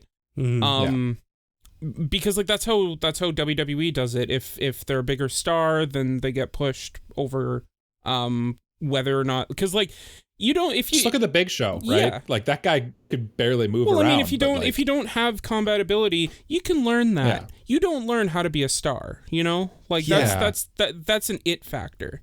Yeah, you don't learn how to be a star like us. Yeah. Okay, this is tough. Wrestling like honestly, time. I like the chemistry for both of these teams a lot. A lot. They both kind of have that similar headliner match. They have that similar will they won't they? Like, and I know, but yes, we're not including that. We're including this is a match, right? So all they have to do is pretend the will they won't. Yeah. They have to have the chemistry. So here's the thing that I'm wondering. Which team would be better at playing up to the crowd? Like they want to get the crowd like out of their seats and like, you know, hyped about the match. Honestly, Kaguya and Shirogane, I think, would be better at hyping up the crowd because they're so good at manipulating people. They're so good at manipulating each other. I feel like they could get the crowd on their side just by like tricking them into thinking that to be like entirely real here. Kaguya and Shirogane are just like a more likable version of Yor and Lloyd. Yeah. So like they're like more personality to them, and that's pretty much, they have everything that. Whereas Lloyd and Yor had a lot of like athletic ability. I think that these two are athletic enough to get by, but they get carried by their likable personalities. And in this one, I think probably Edward and Winry make like a fantastic heel against them, because Edward's going to be all like mad and he's going to be zesty, and Kaguya is going to call him short. And he's going to get mad and yell at the crowd when they boo him and stuff, or call him short. Yeah, no, this would be a great match. Ed and Winry come in as the faces.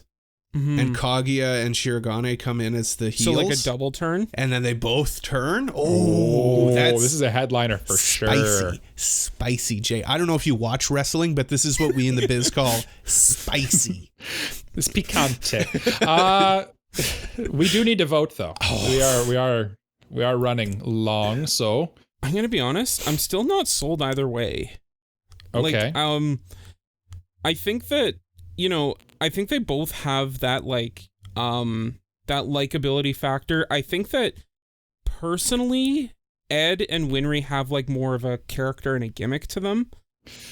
That's kind of what I was going to say too, as my argument for them is that I think that their get up and their like the picture on the poster or on the pay-per-view screen is just a little better, if that makes sense. Yeah, they have a better gimmick. Guy's got a metal arm. He does have a metal arm. Like, that's pretty cool. That's cool. That's cool. It's pretty metal. Like, here's the thing: Kaguya and Shirogane, like, they walk down the ramp, get into the ring. What are they doing? Right? Like, what's their thing? Yeah, they're just walking down coolly, right? They're just walking down cool. Like they're cool. Whereas Ed's probably yelling at the crowd as he comes down, right? He's yelling like at this point crowd. the crowd knows to call him short because they'll get a reaction. Like they're getting he's getting like a shorty chant, like shorty, shorty, and he's getting all mad, getting so flustered. Oh, it's funny. Yeah. Oh, right. Jay, that we might have sold each other. I think. Okay, vote. Ed now. I gotta vote for Ed and Winry. I said Ed now. I meant Ed and Winry. Yeah. I agree. But when I picture it in my head, like Kaguya and Shirogane pop more to me, just visually. I like they're. Don't get me wrong. This is a close match. Yeah. Ed and Winry, I think would. I'm unanimous again. Yeah. Okay. Well, Cole. Yes. We have newcomers in the match now. We have 6 remaining. Okay. Nazuna and Ko. Oh. Now, this one you probably should actually explain, because I feel like this is more likely that people aren't familiar with this. Nazuna and Ko are from the manga and anime called Call of the Night. And Nazuna's a vampire, and Ko wants to become a vampire. They have, again, that will they, won't they thing going on. I don't know. I don't know what else to say. Jay, why don't you take away the intro? Yeah. Okay. He's getting less confident as the night goes on. Well, like the thing is, like as the newer ones come in, it's like, okay, how do I introduce these people? There's not too many more new ones. There's only 2. So okay. Yeah. All right, I got it. In the first corner, from Call of the Night, we've got the vampire and her wannabe. Ooh. Nazuna and Co. Nazuna and Company. Yeah. I mean, like, honestly, I feel like that's how it probably would be. I feel like this is similar to Nagatoro and Senpai, where like it's more Nazuna. I don't know. Ko's got a lot of personality, but Mike, he has enough. Yeah. Why don't you go? I think an important thing to point out here is what's Nazuna's like costume for this, because I think that's an important. I would say her standard, like, what is their get up? Standard like crop top and short shorts thing with like the cape thing. Yeah, too or no? No, well, no cape. Yeah. I think she would drop the cape once it's time for. But she's wearing it down into the ring. Probably that's her walk-up costume. How often does she like? Okay. I don't remember Call of the Night that well. How often does she suck his blood? Fairly often at the start of it. Okay. Because I was gonna say like that. Then like the way they get to the ring is like they walk to the ring together. Their pose in the ring is she like bites his neck. Scandalous. And that's like their pose. And then like that's so basically that's their entrance is like. Yeah. She's a vampire. He's like, he wants to be one. So like, yeah. Okay. And the Nazuna would be all like sparkly, just like Edward Cullen. Of course. Next up, we have also newcomers, Rin and Emiya. Rin Tosaka and Emiya something. Emiya, this one you might need to actually explain. I Yeah. I feel like there hasn't been a good fate in a while. People probably haven't. Aren't so familiar. they're both mages. Rin is a much more like established mage. She like comes from a a long lineage of mages. And she participates in the Holy Grail War by summoning Archer. Though Archer has nothing really to do with the match. She, like, that's how she gets involved in the story. So, like, she has, like, magic abilities. She's kind of, like, she has that, like, classic tsundere, she's got that tsundere energy. To her, whereas, Emiya is kind of, like, he wants to be, like, that hero. He wants to be a hero of justice. So, like, he has, like, that sense of justice and duty to him. Mm-hmm. It's kind of unlikable, too, a little bit. Like, people don't like Emiya. He'd be a good heel. No, I don't think he's not a heel. I think he'd be, like, I think the way that I see it is they'd want, like, the company would want him to be a face, but nobody actually likes him. Right. Kind of like John Cena. Mm-hmm. Right. Yeah, okay, that checks out. And now, Jay, you signed a contract that you would do intros for every character. Yeah. Mm-hmm. Don't make me sue you. Yeah. Okay. Yeah. We do have our lawyers on standby, though. Yeah. Just to be clear. Okay. Yeah. Can you stall for like 2 seconds? Yeah, for sure. Absolutely, we can. That's been 2 seconds. This is us stalling. Perfect. Is this their intro music? I guess it is now. I like it.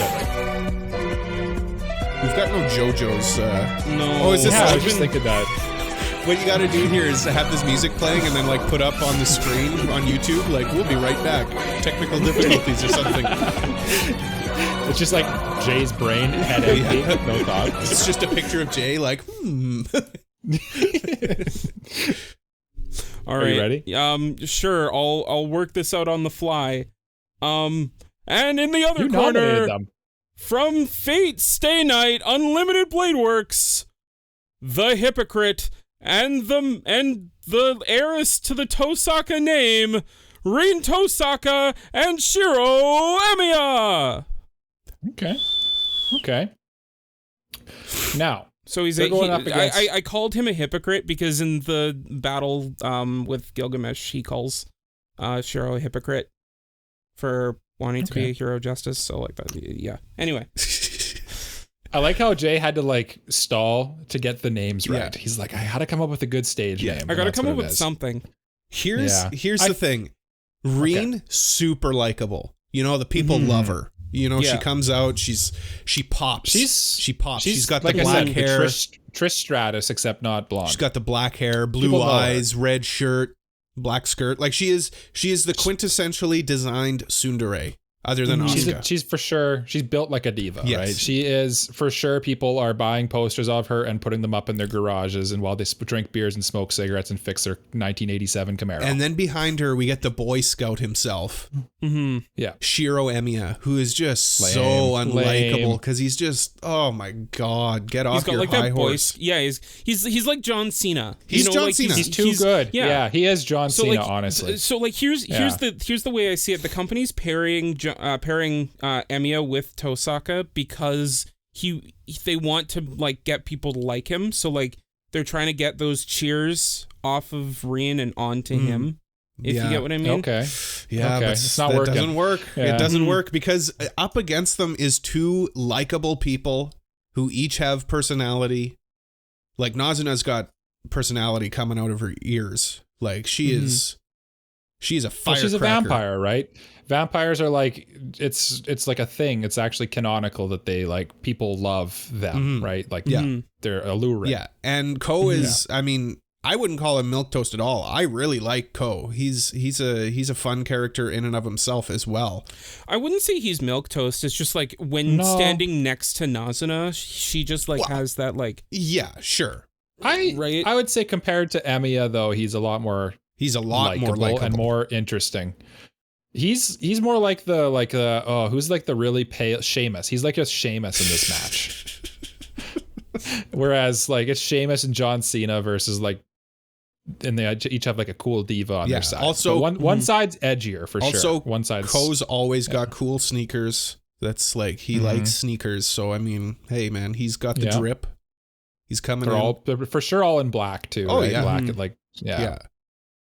I don't know. This is a weird one. I don't know how to go on this one. I like Rin, I really like Rin, but Emiya kind of sours that tag team for me. I don't even know that much about Rin. No, Jay, what were you about to say? I just like, I think that it really depends, because like, I don't think that, like, I don't think that Emiya would be that great in the ring. Like, in his own show, he's not really that great of a fighter until like the very end. And like, he's kind of like, he runs away and like, he kind of waits for Saber to help him in various things and kind of like relies on her. Yeah. They kind of give me like Yor and Lloyd energy a little bit, where it's just like, I just don't know what they'd be doing, and I don't know how they're winning the crowd over. I don't know how they're selling tickets. I think they're selling tickets by bickering. So it's entertaining to watch them bicker back and forth. Yeah. But that can only take you so far. I don't know. Whereas I think Ko and Nazuna at least have like a coherent theme and a strategy to them. Yeah, kinda. I think like there's more like when you say that, you know what they're doing. When you say Shiro and Rin, you're like, what are they? They're just two dudes. They're basically just two dudes out there. Yeah. One of them's a woman, but dude is okay. Non-gender specific, I suppose. It's like guys. Yeah. Okay. Yeah. I'm going Nazuna and Co. Nazuna and Company. Nazuna and Company. Yeah. Nazuna and Company is a funny name too. Yeah. Jay, who are you going for? And why? See, here's the thing. I think you guys convinced me. Like, I don't think that Emiya and Rin would have like, they wouldn't really have that much of a gimmick. Like, it kind of seems like they were those two wrestlers that were like paired together just like to try and sell more tickets because they want to make Emiya like the star, but like it's kind of not turning out, so they're trying a new method and that's kind of not working out. And you know what it was? Normally Rin is with Archer, and then normally Emiya is with Saber. Yeah. And they're like trying to like do like some weird crossover, and it just kind of doesn't work. And it kind of just doesn't work. Yeah. Yeah. Whereas, that checks out. Whereas like Nazuna and Co, it's like they are like a cohesive unit. Like they have like that teamwork down to a science. Yeah, you know, like Nazuna's like swinging Co around like a saber like or something. Pillow. I don't know. Like a pillow in a pillow fight. Yeah, they just have more chemistry to me. I think and like their teamwork the vampire gimmick is so interesting. Like they could go so many ways with that. Yeah. Yeah. Oh, mid-match, like Nazuna's, she's on the ropes. She's all worn down. Ko comes over, gives his neck, give her some neck. Yeah.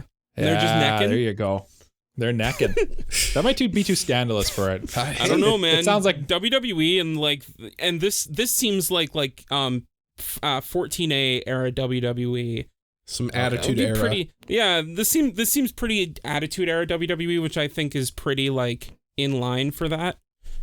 At least the way we're kind of working out how all this works. Sounds that way. Yeah, it's a little. Our rule of thumb is like the PG-13. So all right. So it sounds like we're all in agreement.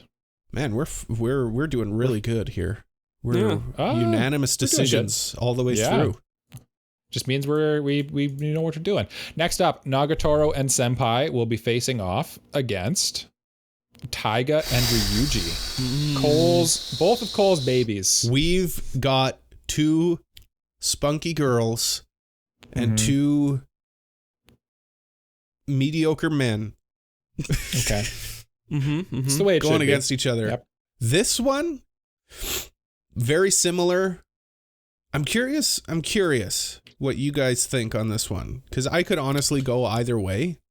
I know exactly where I'm going on this one. I think the canonical history of Taiga and Ryuji actually being in a wrestling match, that to me plays that gives them a bit of an edge. Okay. I think. Okay. I feel that the Nagatoro, it's basically the Nagatoro show on one side of the ring.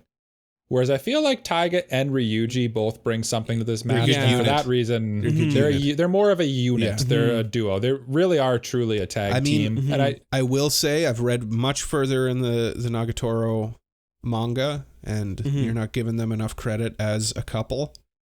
I believe you. But given the information that we have based on the anime, that's out. Mm-hmm. Yes. You've both kind of convinced me, I think. I think it's just, again, it's who are you putting on the poster here? You're trying to sell this stuff. Well, as a who am I pay-per-view. putting in the poster? Nagatoro is going on the poster. Yeah, I'd put Nagatoro on the poster. Because I think like she's got more character, but like the team that goes over, I think I'd give it to Taiga and Ryuji. Mm-hmm. Because then it's all about teamwork, right? That's the message of this match. Teamwork. You know what they say? Teamwork makes the dream work. It's good. Next up, since we're all in agreement on that one, I think too. Speaking of teamwork, we have Nazuna and Ko. There's only 4 left. I know. Guys. This is good. Mm-hmm, It's good. We're gonna have a good tight episode. Nazuna and Ko. We've introduced them to the vampiric duo going up against the dragon and the palm top tiger. Currently the juggernauts of this match, other than Edward and Winry. And we still have a yet unforeseen combatant coming up here too.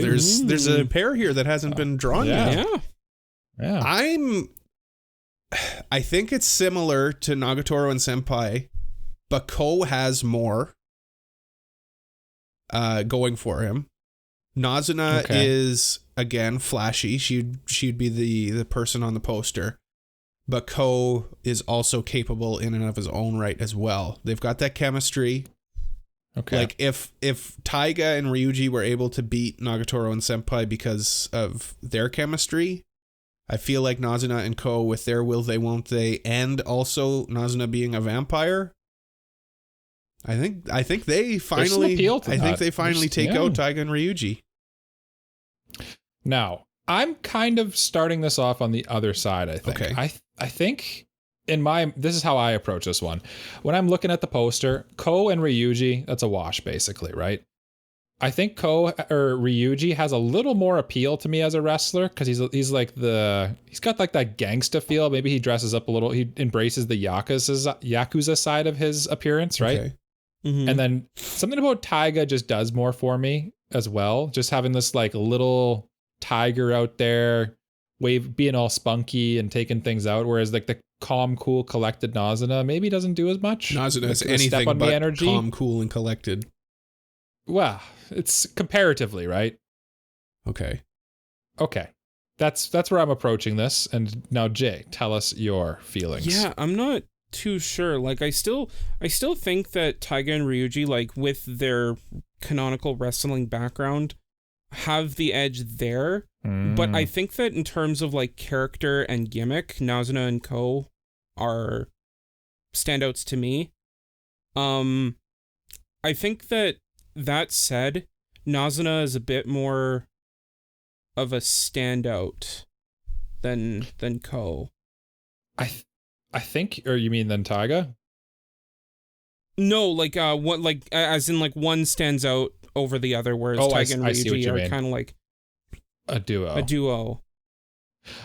You know what? You've kind of convinced me once you brought up like the image of it. I think that the package of the vampire is a cooler. That's a cooler stage presence. That's kind of where I'm sitting. I think that might be where I go. That's kind of where I'm sitting too. Yeah, it's a tight one though. This would be a good match. This would be a good match, I think. Yeah, this would be back and forth for sure. The crowd cheering for both. Who do I cheer for? Yeah, someone's gonna be upset and someone's gonna be both. They're gonna be upset and happy at the end of this, no matter what. It's gonna be a good one. And that person is gonna be me because they're both my characters. Yes, and I'm going Nazuna and Ko. Jay, I'm gonna go Nazuna and Ko. I'm also going Nazuna and Ko. Have we just agreed on everyone? I believe so. I like it. I believe so. And Taiga and Ryuji, like doing a good job. Taiga and Ryuji, they kind of like ran the gambit on this one. They did really well. They did run the gauntlet, but unfortunately, they're not able to win our tag team championship tournament. No, they are not. You know what? Let's give them just a little baby round of applause. Just a little one. Just a tiny one. Yeah. Oh, I thought you were doing it. Oh. There we go. That was too long. There we go. Just tiny. That was honestly a little too long. Yeah. That was excessive. Okay, sorry. That was excessive. Sorry. Yeah. Okay, next up we have the Full Metal Alchemist and his Autumn Rail repair woman. Aren't they out? Aren't they out? They're out. No, I don't think so. Did I erase the wrong one? They're crossed out. Yeah, we have 3. We should have Nazuna. I have 3 left. Someone been crossing them out? Sorry, I crossed out the wrong ones. No, that's me. That's me. Yeah. Oh, you crossed out. Yeah. Yep. I've been going from the. I've been deleting them from the names from the hat. Wow, pie cool. chart. Wow, cool. I am so sorry to you both. That's okay. Mm-hmm. It wouldn't be an AniPro episode. Okay, they just went up against each other. That doesn't work.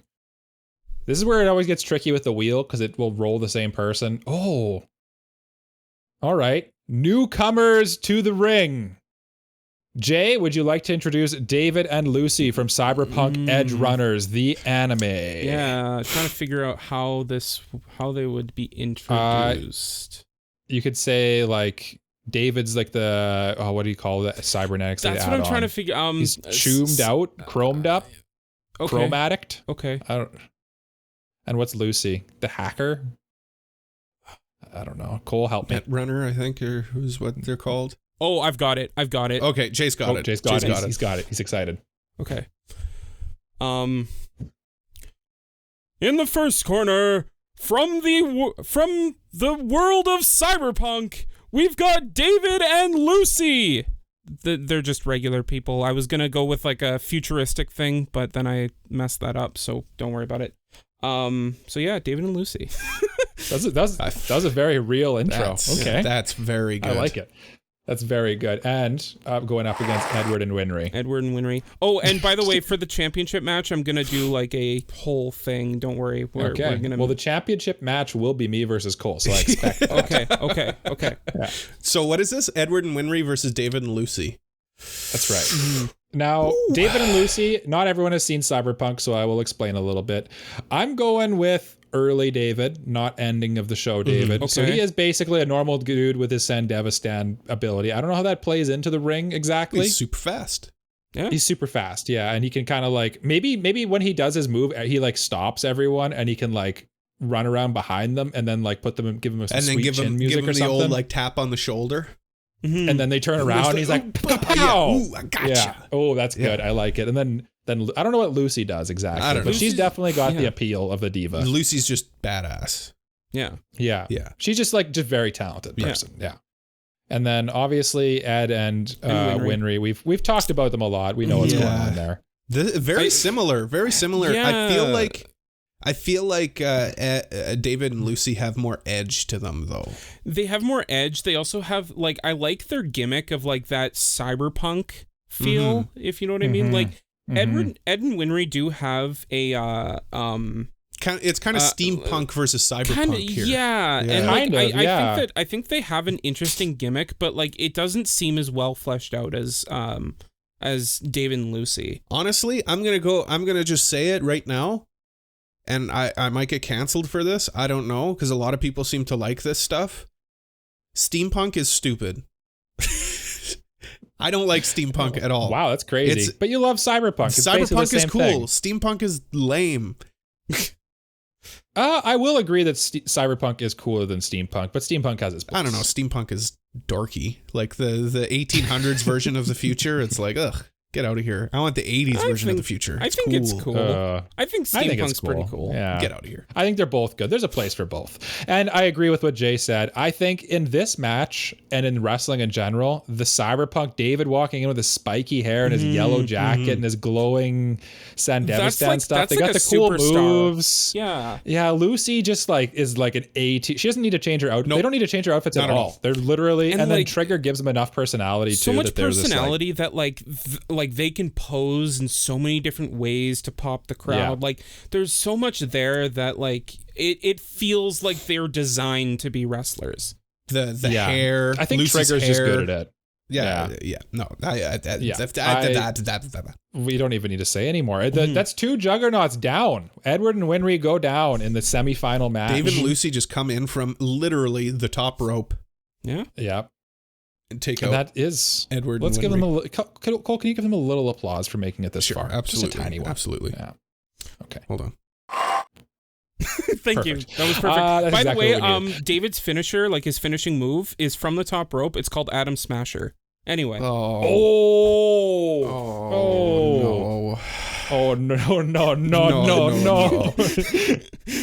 Anyway. Next up, David and Lucy will be facing off. Hold on. This is the final match, right?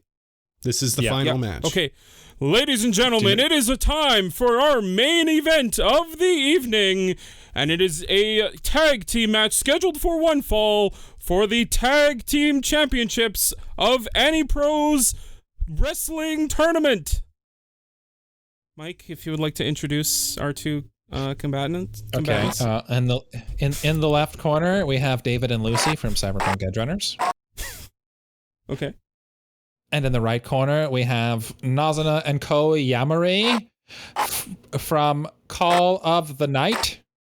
And they will be facing off against each other in a tag team fight to the death. Fight to the death? The cage comes down. The cage is coming down. Lord! It's, what is it? Rage in a cage? I don't know. Hell in a Cell? Hell in a Cell? What do you, okay, yeah.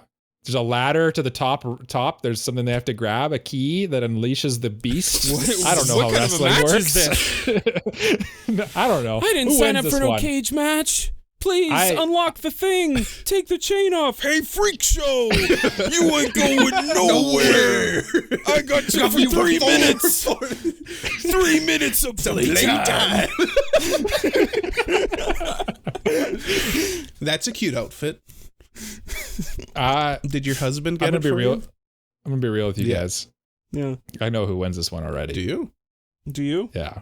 I listen. Okay. You got Nazuna and Ko. They're cool. Mm-hmm. You got Nazuna's cool vampire vibes. Yeah. Ko Yamari's okay. Mm-hmm. He's enough to get by. But this is the headline match. Yeah. And they're going up against David with his sweet leather jacket, or his sweet yellow jacket, the glowing. He's got the Sandevistan in his neck that's also glowing. He's doing sweet moves. He's got so much personality. He's doing Adam Smasher off the cage through the table. Like, come on.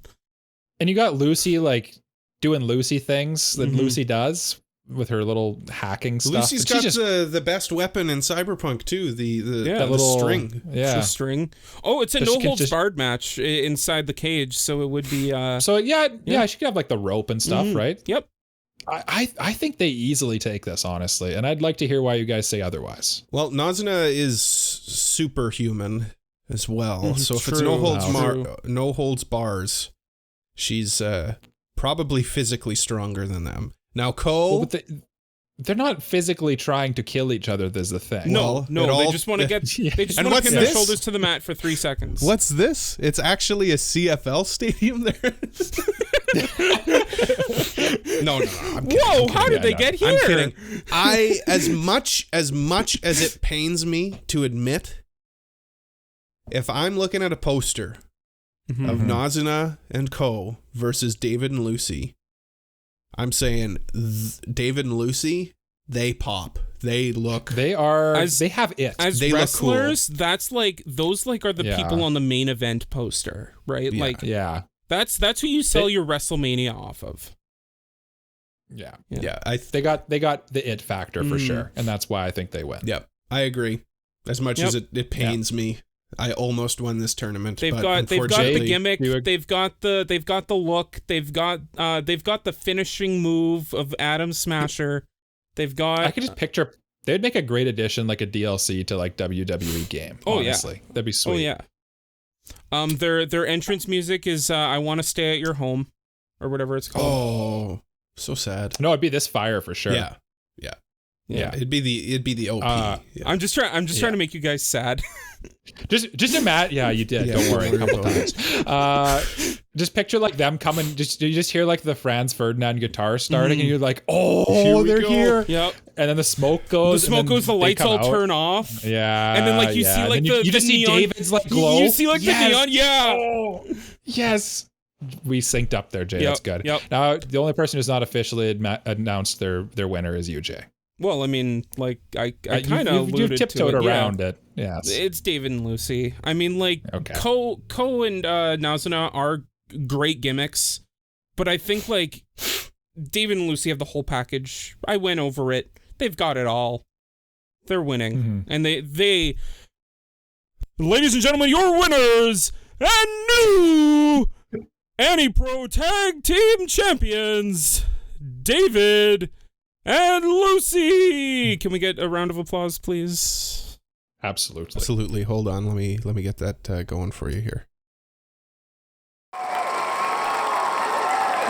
Very good. Yes. Very good, very good. Yes. And Michael, I'm currently adding a win for you in my spreadsheet. Congratulations. Thank you very much. If you'd like to say anything, it's your winner's circle here.